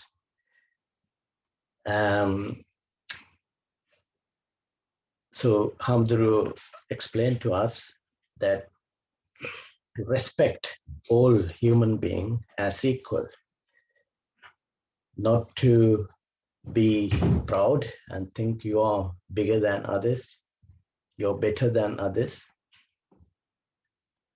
That would become a downfall in your life. And also Hamduru mentioned that you have to practice spirituality in order to reflect your actions every now and then, so that you will come off this eagerness. So I would again pay my gratitude and greatest respect to all Hamduru for explaining this Dhammakarana to our children and to all of us, and would say on behalf of everyone, Teruvan Saranai. Good. So week before last, we learned another Gatha, and you were asked to do some homework. We learned that day the importance of sharing your wealth with others. And without taking much time, I would pass on to the first person to present your answers. Charlie, please start your presentation. Thank you.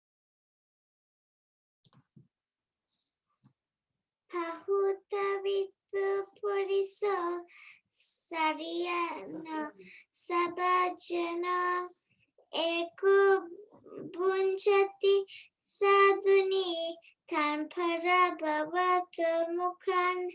Meaning of this stanza is, the person who is possessed of much wealth, he was gold and he was in abundance of food, but enjoys his delicacies all by himself. This is the cause of his downfall. Giving or dana is a very important aspect that we all need to practice in our lives. Once we practice cultivating generosity, it makes us feel much happy and contented than we feel ever before. Teruvan Saranai.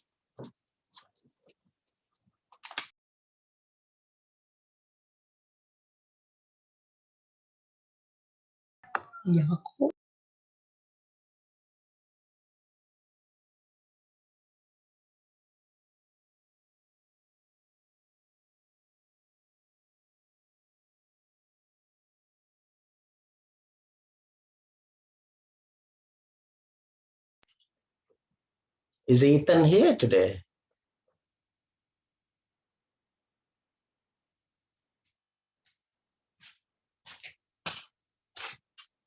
If not, the next person can start now. Thank you, Chanudi. Good evening, all. Giving or donating is something we must practice every day in our lives. When you donate, it makes you feel happy. It's a great way to show your gratitude. This is a practice which strengthens your personal values, which could be shared with your family as well. Even in Mahamangal Sutta, it was mentioned to be generous in giving, and it was considered as one of the greatest blessings. Let's donate whatever we can, help each other whenever we can, and share whatever excess we have.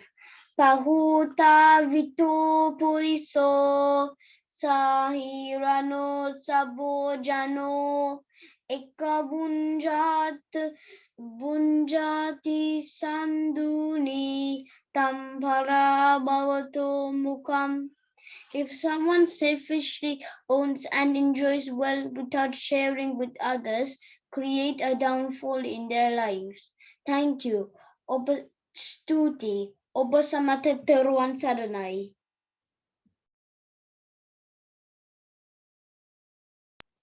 Yeah. Pasatorita Barista Sahiranya Sabajana Ekabandati Sajuni Tambara Babatomakam. Sometimes we all fail to understand the person who really needs the food for other important things. And sometimes we deny them, but truly, then we always can share our things like food, books, pencils with others. If you're not sharing, it is a cause of downfall. Seven and 7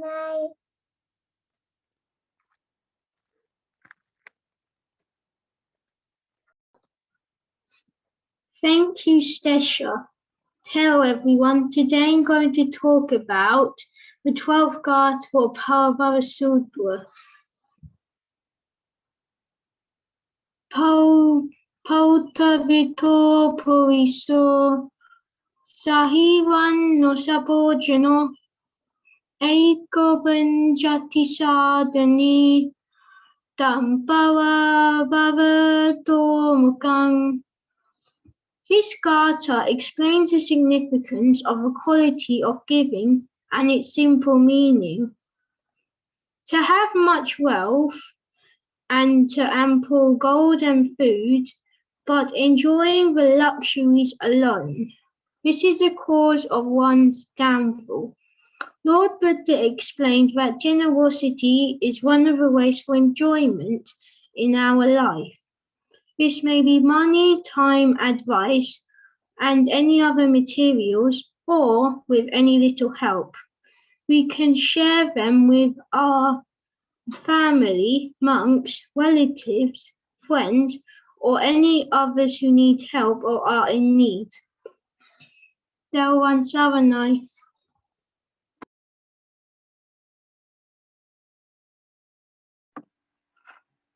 Thank you, Manuka. Thank you for giving me an opportunity to do a presentation about the another downfalls coming from Parabhava Sutra.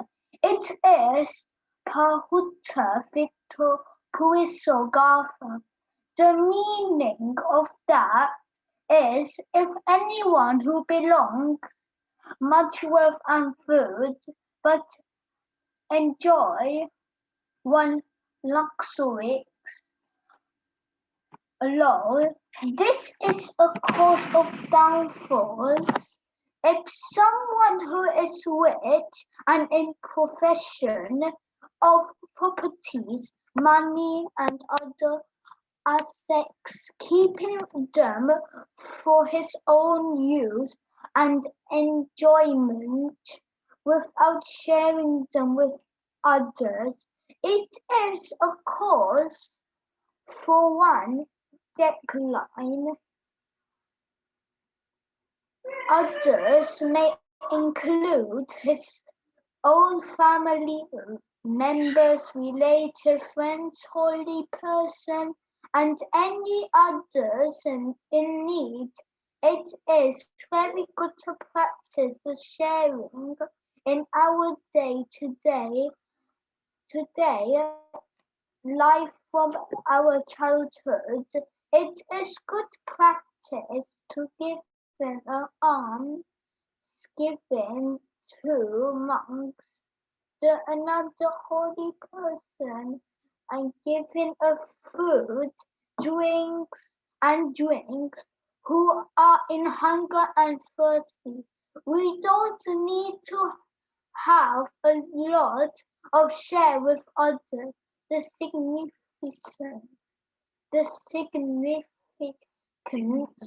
of the qualities of charity and sharing what one with others seems to be implicit here. Thank you.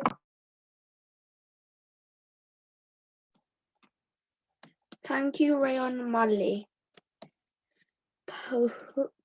Pahutavito Pariso Saranyo Sabojano Eko Ujati Saduni Tamparabhavato Mukam. The meaning of this gatha is the person who is possessed of much wealth, who has gold and who has an abundance of food, but enjoys his delicacies all by himself. This is the cause of one's downfall. Sadhu, I will tell you more. Thank you for listening, Teruan Saranai.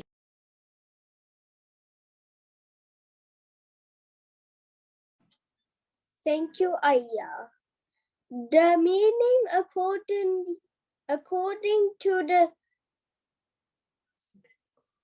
6 course in Parabhavata Sutra, the person who has much property, wealth, gold, very luxury food, but selfishly enjoys his things without sharing with even family, friends, or anyone. He only enjoys himself or herself. This is the cause of the downfall. We Buddhists believe we should act with compassion and loving kindness to all people in an effort to avoid harm. Buddhists therefore want to help those experiencing suffer due to poor. The Buddha teaches us about the sharing in the Singalovada Sutta and Elisa Jataka. As well, the most important thing I learned from the lesson, don't share what we eat, eventually will be waste, but what we give will bring good smell all the time. Teruan Saranai. Teruan Saranai.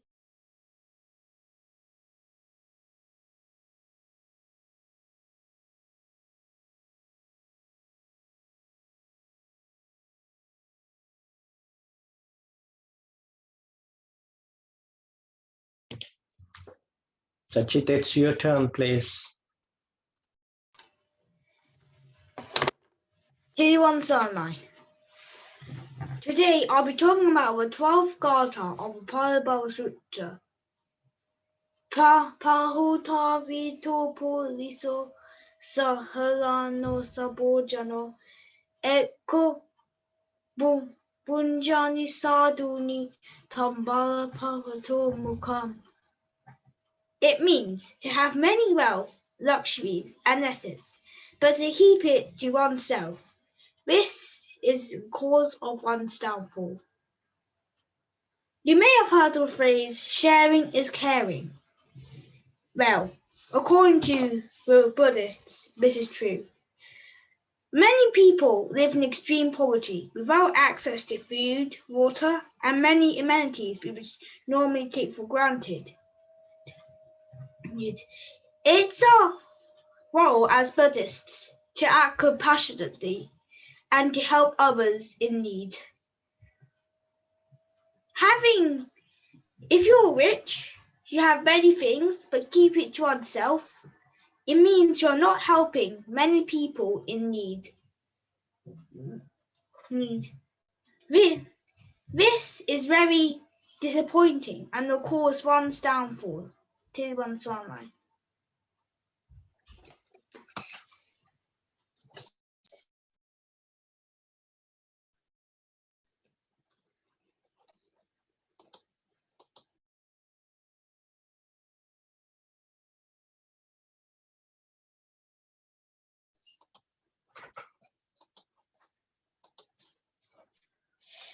Thank you, Sajit. To para pahutavito pariso sahirano saphojano ikupanjati saduni tamparabao tomukam. Pahuto means abundant. Paruso means a man. Pakurano means he has gold. Sapajano means he has food. Iko means oneself.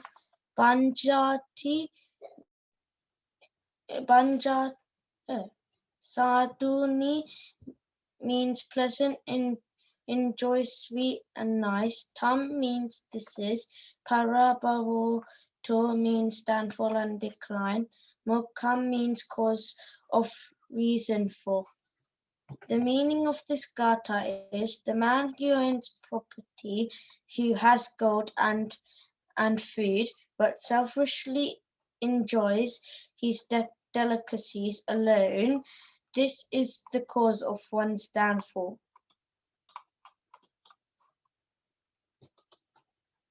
Taranang Saranai. Thank you, Sankit Aya. Pahutavito puriso sahiranyo sahojano eko bunjati saduni tampara bhavato mukham. The meaning of the gatha is the one who owns much property, much wealth, for very luxury food, but selflessly enjoys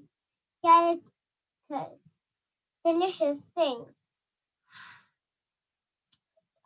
without serving them with even family, friends, or anyone. He only enjoyed himself or herself. This is the cause of downfall. Sharing is a very good habit in our life. There are various things we can share with others, such as foods, things that we are using in day-to-day life. Also, we can share our knowledge and we can share our merits as well. Last week, Apehamuduruo mentioned about social capital. That means your family and friends came and helped us when our hardest times in our life. But that has to be earned when friends and families by us. We will not get anybody in our hard times if we are not sharing things with them. Lord Buddha has preached about the sharing, not only Parabhava Sutra, but also in Sigalovada Sutra. In Sigalovada Sutra, Lord Buddha preached we need to study well and get into a proper professional job and do the earnings in the right way. Also, he said how to manage our earnings as well. Therefore, all our earnings should be divided into 4 portions, as you can see in the picture. One portion is for our consumption. 2 portions is for our investments, 50% of earnings. And the last portion is as saving to use it in hard times. Therefore, if we follow the Buddha's teachings, our life will succeed, not going to downfall. Thiruvan Saranai.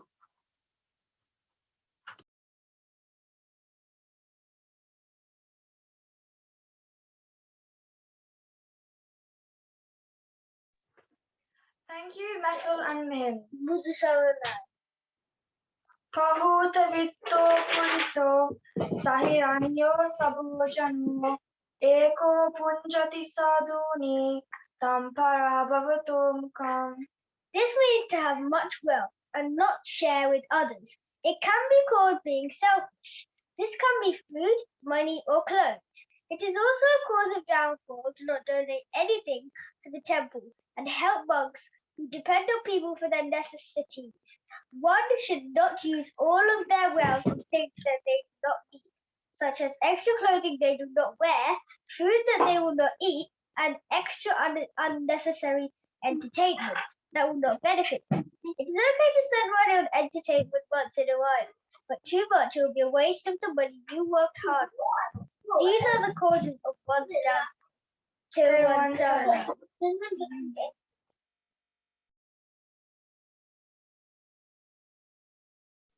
Thank you, Deenuka and Kavin Mandi. Akka, do you remember what the first line from the Dhanancha Dhamma Chariyacha Gatha from the Mangala Sutra means? Yes, Mandi.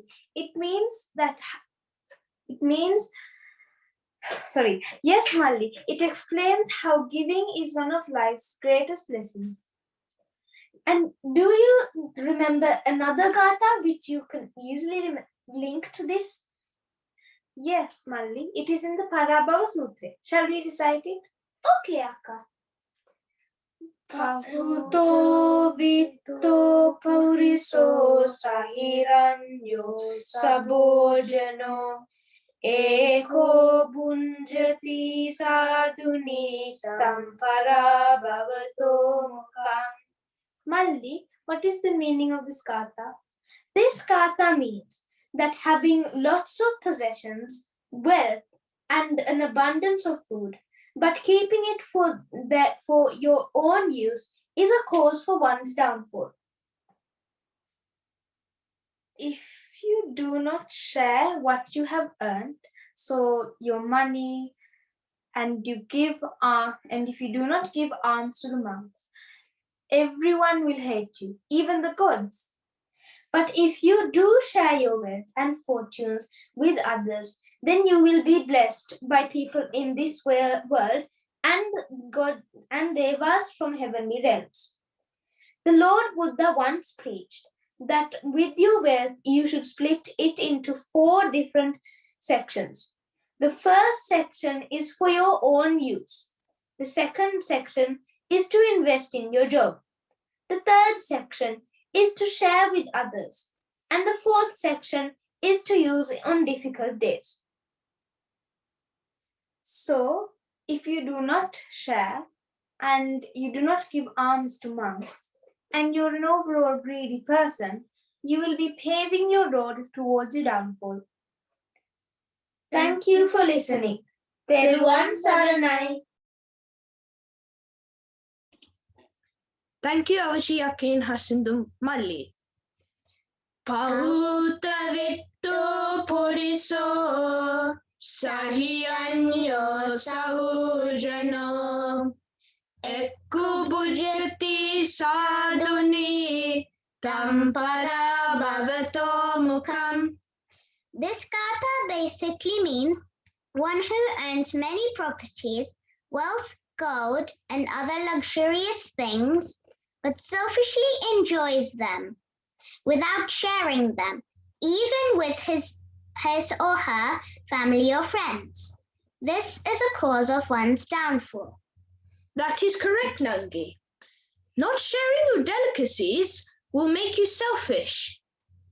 And this will eventually lead to craving, which means you would want more and more and more, even though you have lots of things. Sometimes sharing can make you do wondrous things. Sometimes even animals enjoy sharing. For example, monkeys. Monkeys enjoy sharing their food because they don't want to be greedy and they don't want their group to starve. Some birds call other birds by using a signal so that they can come and eat with the bird who has found the food. But why is it important for people to share their things? Well, sharing and giving what you can, according to Buddha's teachings, is one of the most greatest things you could do in your life. Yes, I remember we learned Tagatha in the Mangala Sutta.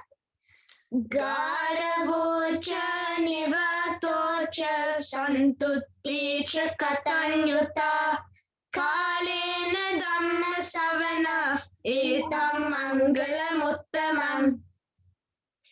Santutti means happiness and Katanyuta means gratitude. Buddha taught us that we should be content with what we have and not to have any more possessions that are unnecessary to us. Therefore, one should be content with enough clothes, enough living room, enough medicine, enough food, and enough water.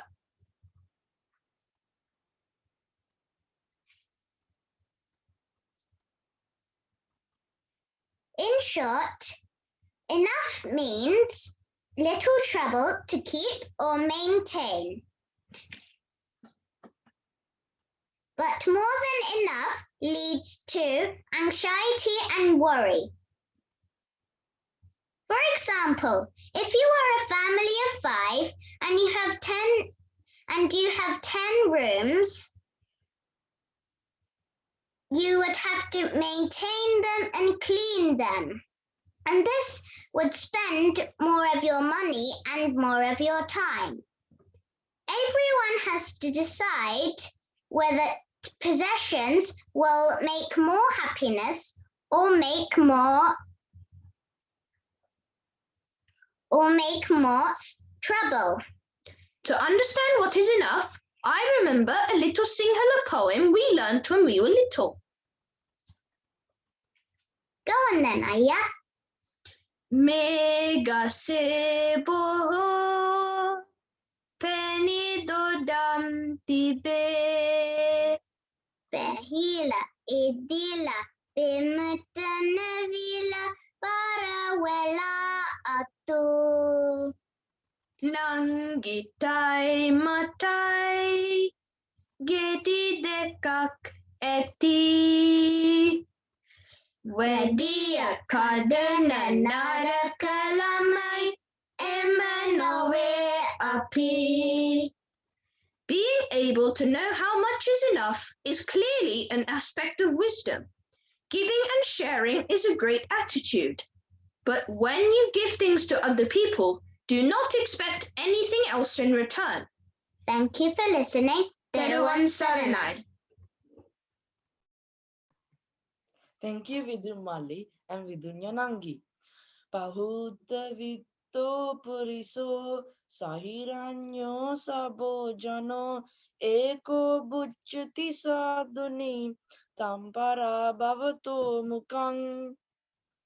Boho Vat Pohosat Ram Ridi Mutu Manik Mila Mudal Rasa Bojum ඇති පුද්ගලයෙකු තමාට ඇති රසවත් ආහාරපාන තම බිරිඳටවත් නොදී අන් අය සමග බෙදා හඳා නොගෙන තනිවම භුක්ති විඳීනම් බුදුරජාණන් වහන්සේ එය පෙන්වා දුන්නේ පරාභව සූත්‍රයේ 6 වෙනි පිරිහීමේ දොරටුව ලෙසටයි. බුදුරජාණන් වහන්සේ පෙන්වා දෙන ලෙසට තමාට ඇති වස්තු සම්භාරය සාධාරණව සෑම කෙනෙකු අතරම බෙදී යා යුතුයි.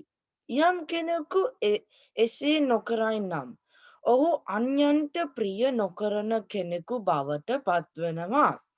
බුද්ධ කාලයේ සිටිය මච්චලී කෝසල ඉල්ලීස සිටිතුමා වැනි මසුරු සිටවරුන් මෙයට හොඳම උදාහරණ වෙයි. ලෝකයේ ඇති අනෙක් රටවල් සමග සංසන්දනය කිරීමේදී ලාංකීය අප ඉතාමත් සංග්‍රහශීලී ජාතියක් බව ආඩම්බරයෙන් මම කියනවා. සංග්‍රහශීලී වීම මෙලොව දියුණුව පරලොව සුගතියටම උපකාර වන කාරණයක් බව බුදුන් වහන්සේද වදාළේ මේ නිසයි. තෙරුවන් සරණයි. ස්තුතියි.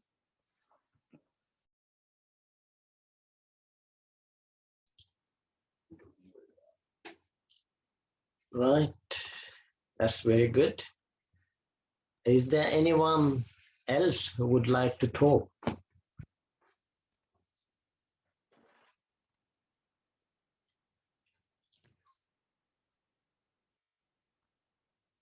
No? All right. Good then. Lots of information, fact, details about sharing and the consequences of not sharing your wealth, food, knowledge, etc. That's really good. Now, we learned today another gatha, and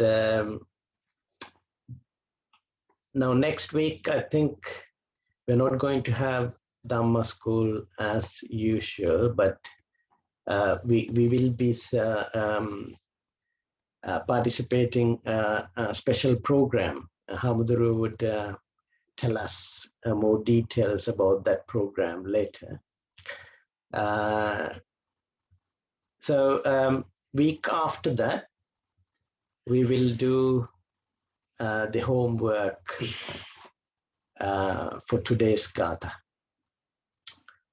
So that's good. Once again, thank you very much for your hard work, sharing your knowledge with us,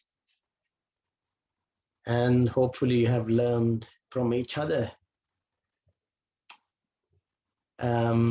Right. So I would kindly pass it back to Hamuduru.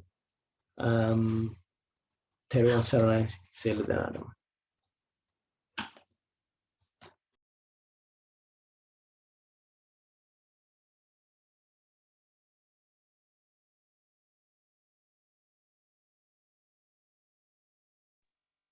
Hamudurune ඇහෙන්නේ නැහැ අපිට.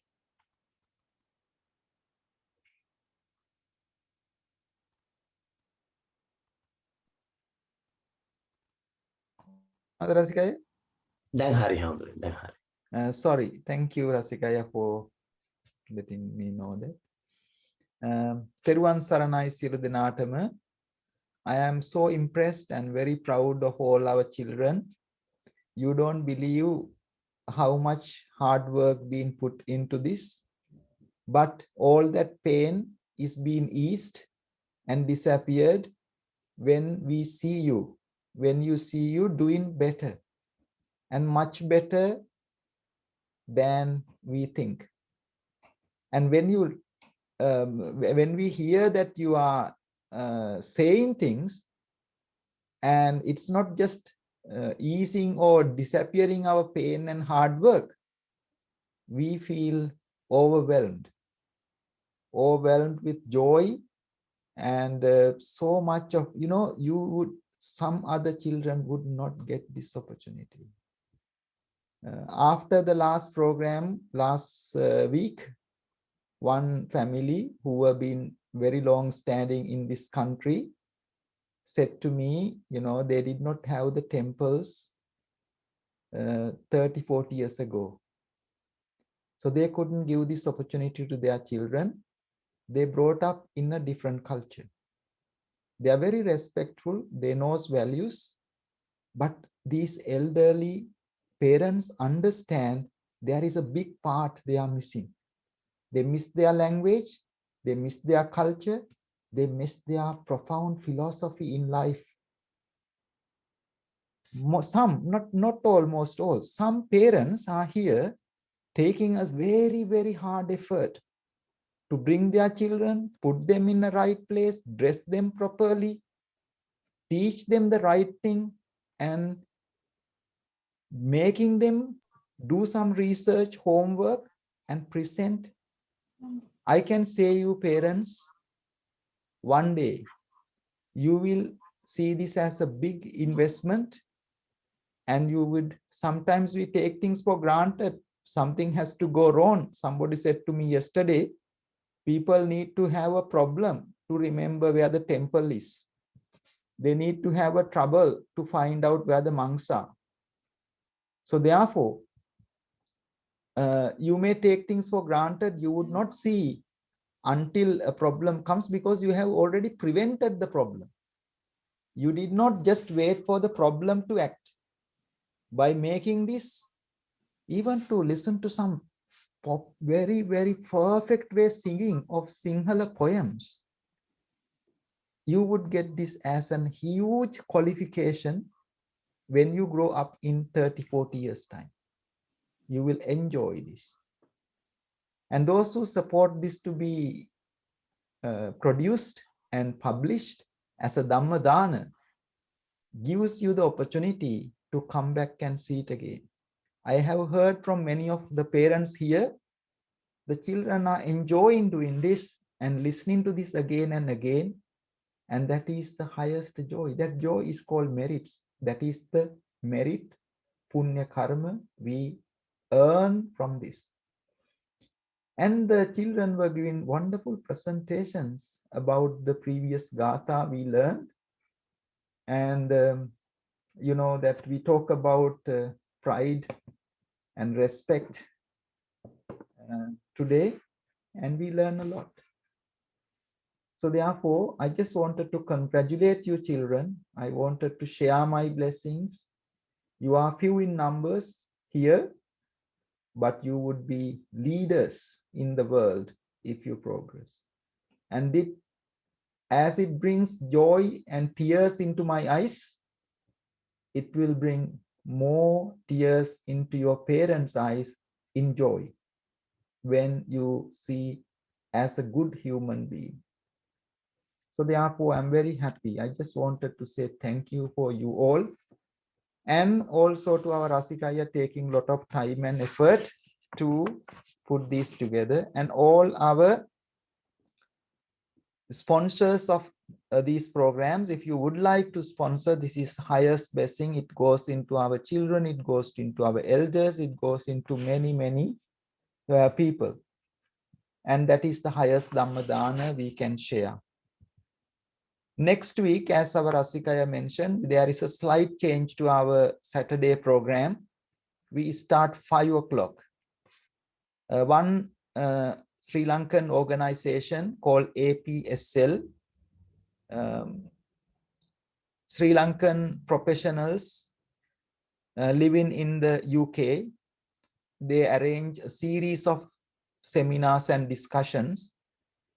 And they did one with us a few months ago. They wanted to do it again. They said to me, you are the one of very few in UK are very active in doing a very, very interesting program. So as professionals brought up in UK as an organization that is been recognized and that they want to join us today to share more cultural values.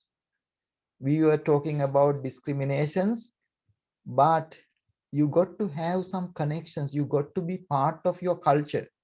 So the next program organized by this APSL, the Association of Professional Sri Lankans in the UK, in collaboration with our lecturer Dhammaniketane Buddhist Academy, will be conducting this discussion and presentation on living in the UK Sri Lankan cultural values.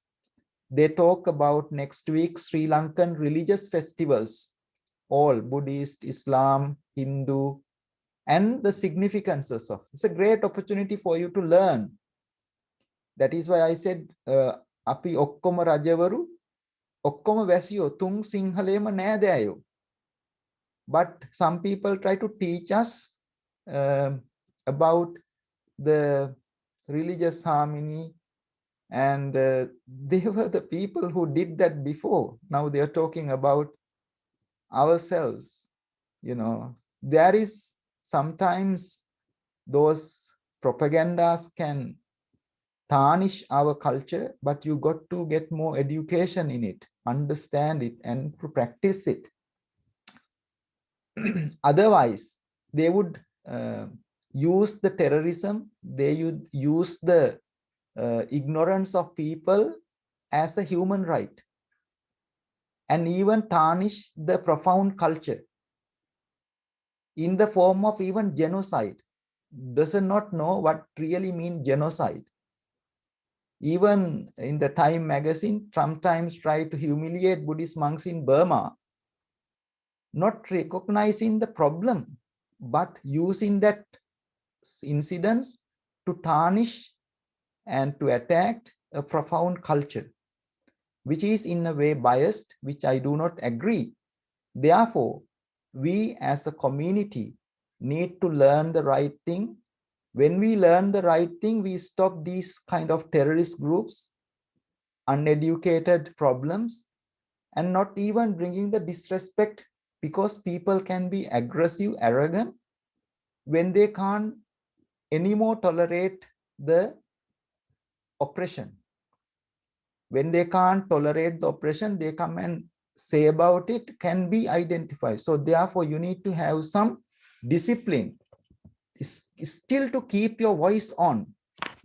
That discipline comes by sharing our values, significances of our activities. So that is the purpose. On next 5 o'clock, next Saturday, this program is to talk about religious different people, about Sri Lankan religious festivals. So the Buddhist, Christians, Hindus, Islam, all people come onto one platform and talk about their festivals to educate each other, so that nobody would think I am higher, the other one is lower. We got to respect each other. So like I respect them, they got to learn how to respect mine as well. That's the only way. It's not a one-way traffic. It's a two-way traffic. We got to be stand and put our voice on in discipline.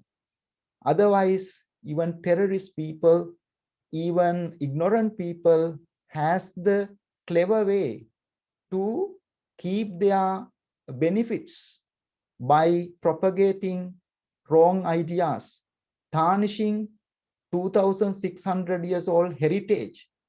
Like in India, on one night, they put the biggest library in the world, Nalanda University, while 1,500 monks were studying inside of it, put into down in fire, destroyed. Likewise, if we were not equipped with right education, you would not be in the right place to defend this humanity and defend things. The wrong people will be in the right place and they will defend the wrong people and wrong views. Therefore, we got to be strong people and we got to be understand our culture. Thank you with that. In addition, I wanted to bring you a few minutes in meditation to finish this day.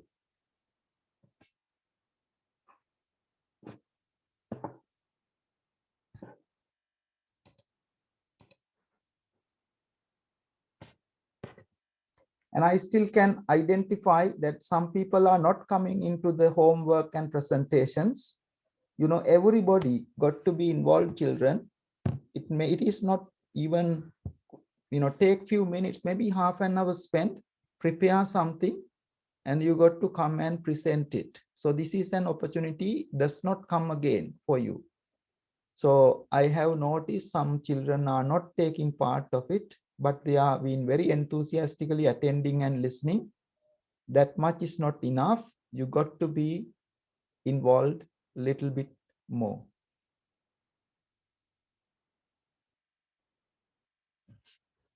If you would like to present, please send your name that you are saying that you are doing it. Then we will put you into the list so that you know your turn. You can open yourself and do the presentation to save our time, because time is very important as well. Now I can see you all on my screen. Those children who are not there, please be on your screen so that I can see whether you are doing the meditation. Stop everything and sit properly. Close your eyes so that you are not getting much distracted. Join attentively on the meditation.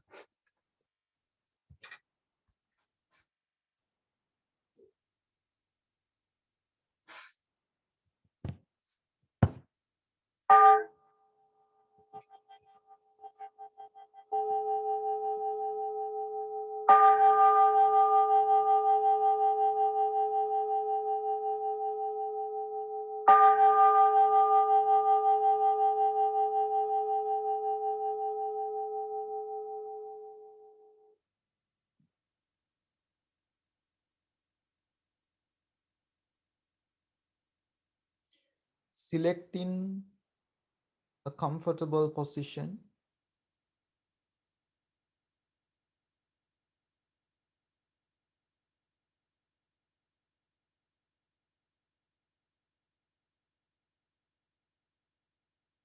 Keep the body relatively straight, upright.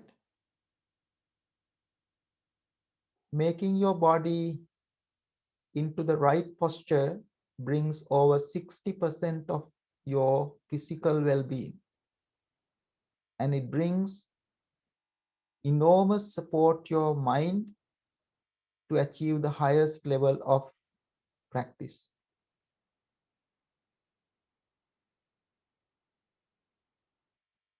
Then keep the shoulders relaxed by placing the hands, the right palm on the left and both palms in the lap.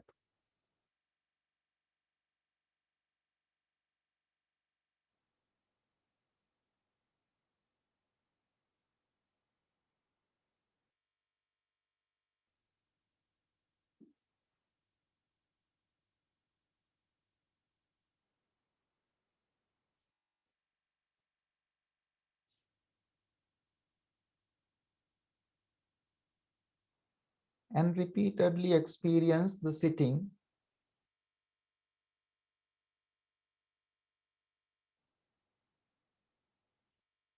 Sitting.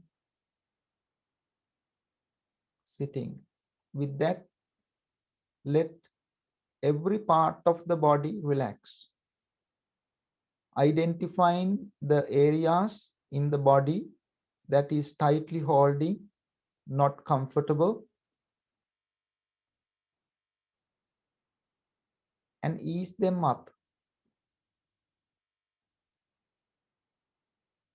Really follow my instructions and experience it in your body so that you train your mind to do a fantastic, powerful meditation. So experience your feet, relax. Your legs, relax. Your knees, be kind and relax. Thighs, let them be at ease, relax.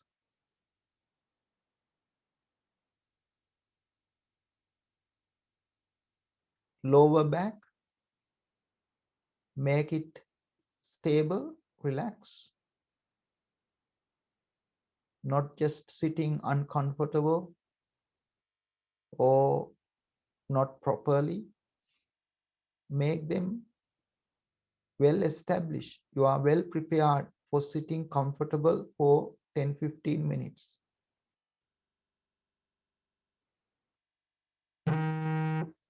And keep the upper back relatively straight.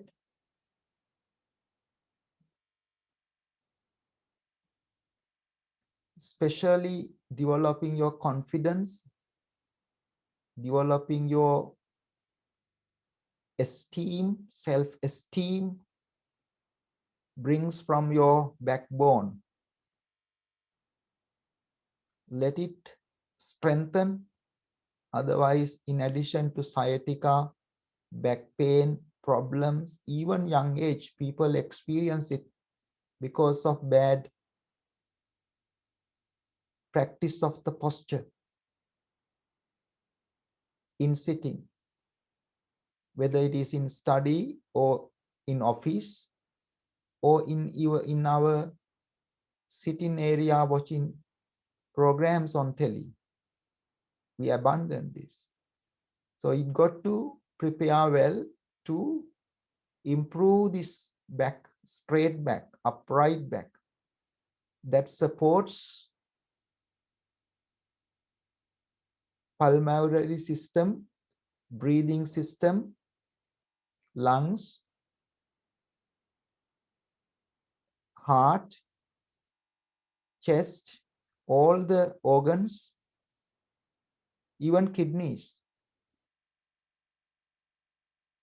to gain the right support for your mental and physical well-being. Then shoulders relax, where most of the stress can retain, and resting your hands on the palm, the right one on left and both on lap. Keep the neck and the head in a central point, otherwise laziness, sleepiness can kick in. You got to combat with those mental states of laziness, sleepiness, tiredness that can naturally take you over. So keep the head and the neck in a central point, not bending into sides.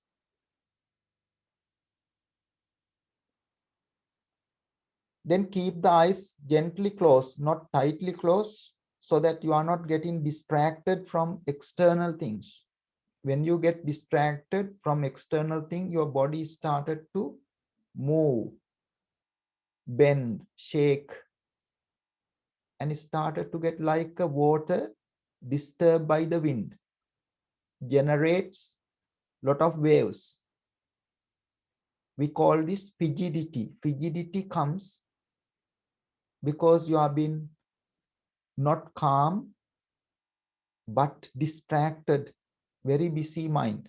That's why frigidity comes in. Like waves of the ocean due to the winds in the environment. Just visualize ocean or a lake which has very disturbing waves. That ocean rough, that lake is rough, not calm. So like my body, my mind, bring that into a still water, calm water. And that brings you joy and happiness. Bring that happiness as a smile onto your face. That smile take off your ego, your pride, and replace it respect. Respect, not despise, not disrespect, not even suffer personal ego, personal self-centeredness, personal pride. Because you develop this anatimani, humbleness, humility.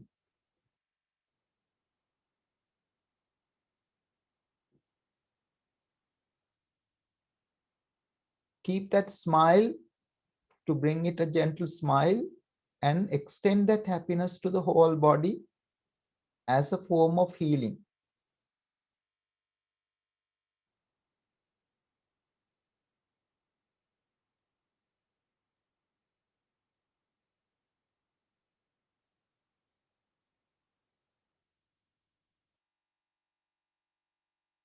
then you would experience your breath very, very slowly.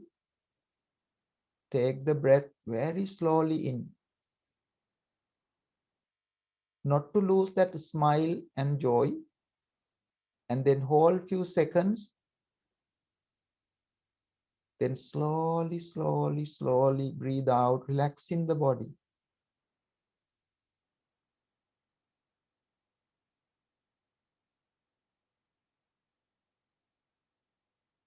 Slowly breathe in, very, very slowly. And slowly breathe out, very, very, very slowly.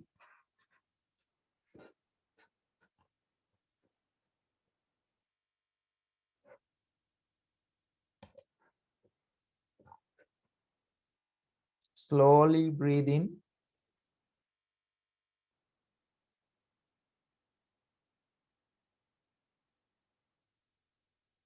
And slowly, slowly breathe out.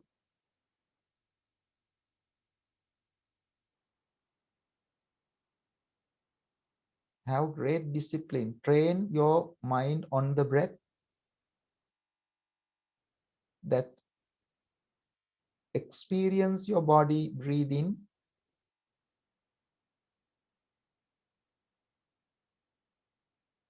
Relaxing every part of the body, calming the body, breathe out.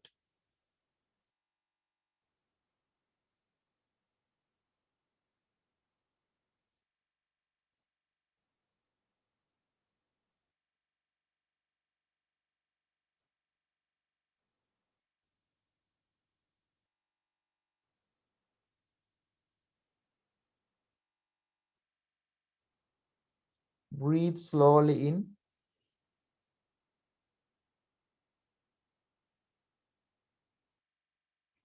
And breathe slowly out.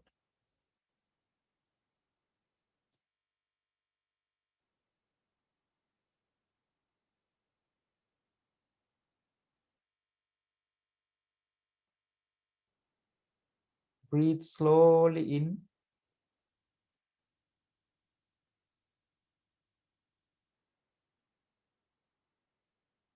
And breathe slowly out, relaxing the body.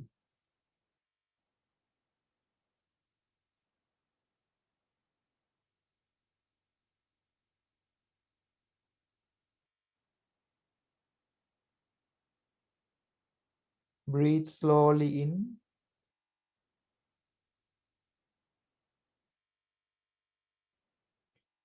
Breathe slowly out, relaxing the body.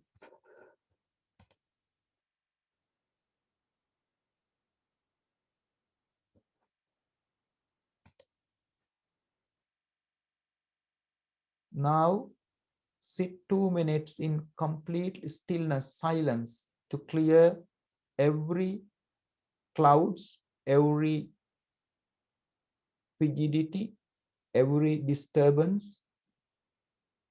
Just being in the present moment with the awareness of the breath.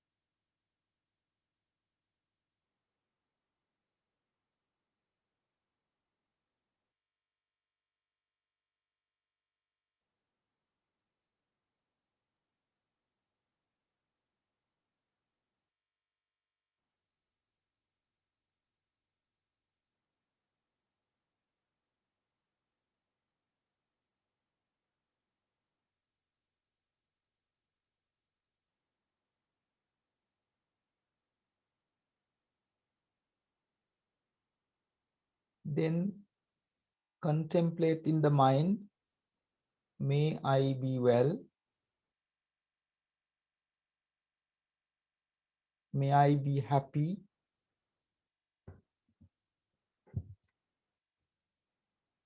may I be peaceful,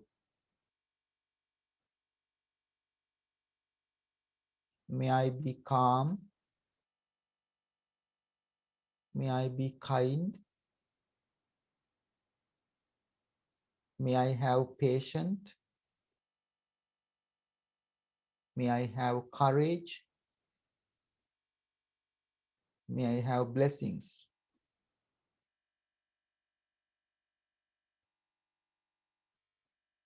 As I am, may my parents, my family,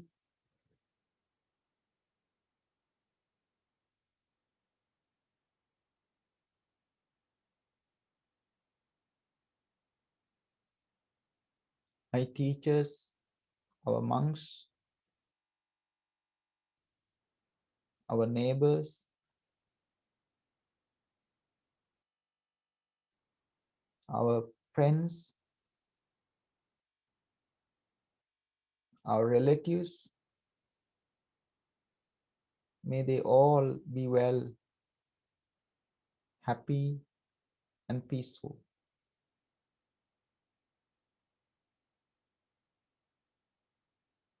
May all beings be well.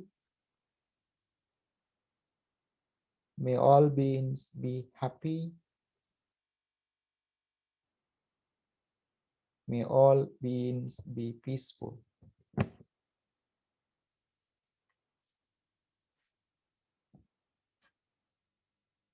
May all beings be well.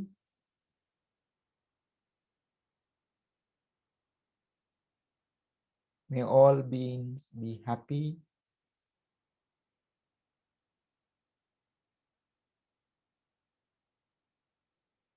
May all beings be peaceful. Open your heart out of compassion to all beings in the world.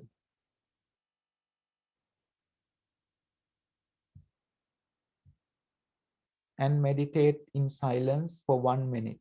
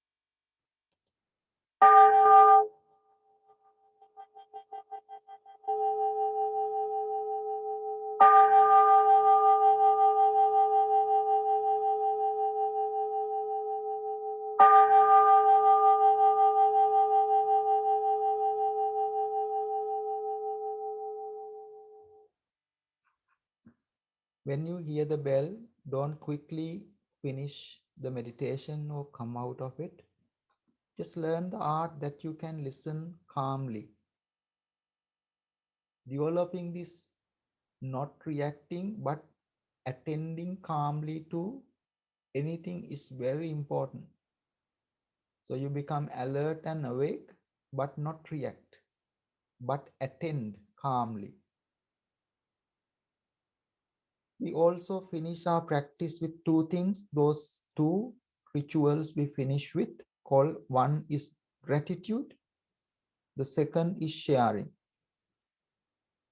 We become grateful by bringing our palms jointly together, close to our heart, and hold the palms jointly together. Then slowly open the eyes Let the light slowly come into your eyes. But don't get lost in the external world we call distractions. Observe your mind, observe your body, observe your present moment so that it will develop your concentration, that you can focus on things important, not wasting your time on unimportant things. That's called time thieves. Time thieves. Time thieves means your time being stolen by your distractions. Whereas concentration, focus does not allow the time thieves to steal your things. So let us be grateful for having this opportunity. Especially for the sponsors of the day today, Dr. Chandrika, Dr. Stewart, Worrall, son Deenuka, and family. May all their family be well and happy. Their aspiration today to think of their loving mother who passed away 6 years ago, Mr. Charlotte Kodikara. May she attain supreme bliss of Nibbana. May this Dhammadana be with you all for well-being and happiness. So we are very grateful for the sponsors to support these programs, to keep it, facilitating it for the well-being of our children and adults.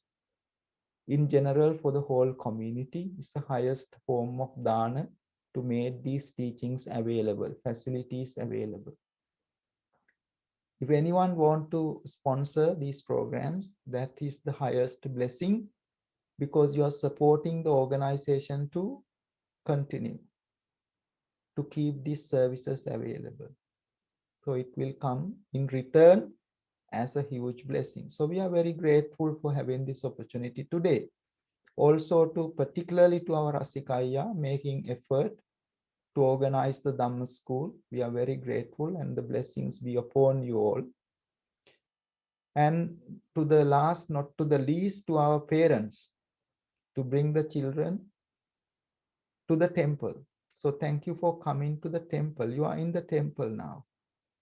So bringing the temple to the children to the temple, we are very grateful to our parents. Perhaps it has now been 3 hours. It's a long time, but it's all worth.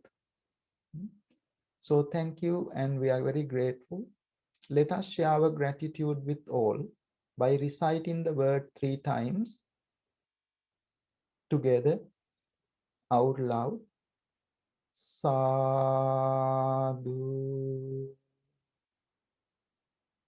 sadhu,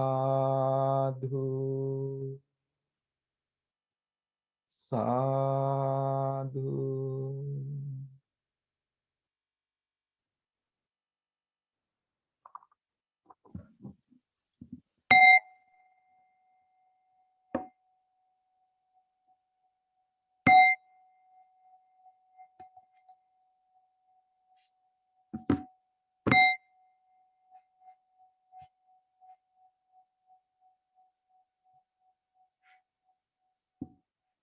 Thank you very much. Have a good week and see you next week at 5 o'clock. Not 6 o'clock, 5 o'clock next week, Saturday, for the special Sri Lankan event to talk about different festivals in Sri Lanka by all different religious festivals. They talk about the meaning and the way they do it about Sri Lankan festivals. Thank you very much. Teruvan saranai Teruvan saranai Teruvan saranai hamdurune Teruvan saranai. Teruvan saranai hamdurune. Teruvan saranai hamdurune.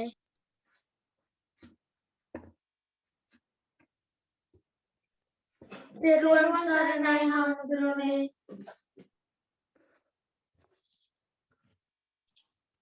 Teruvan saranai hamdurune. Teruvan saranai hamdurune. Teruvan saranai. Teruvan saranai. Well done. Thank you.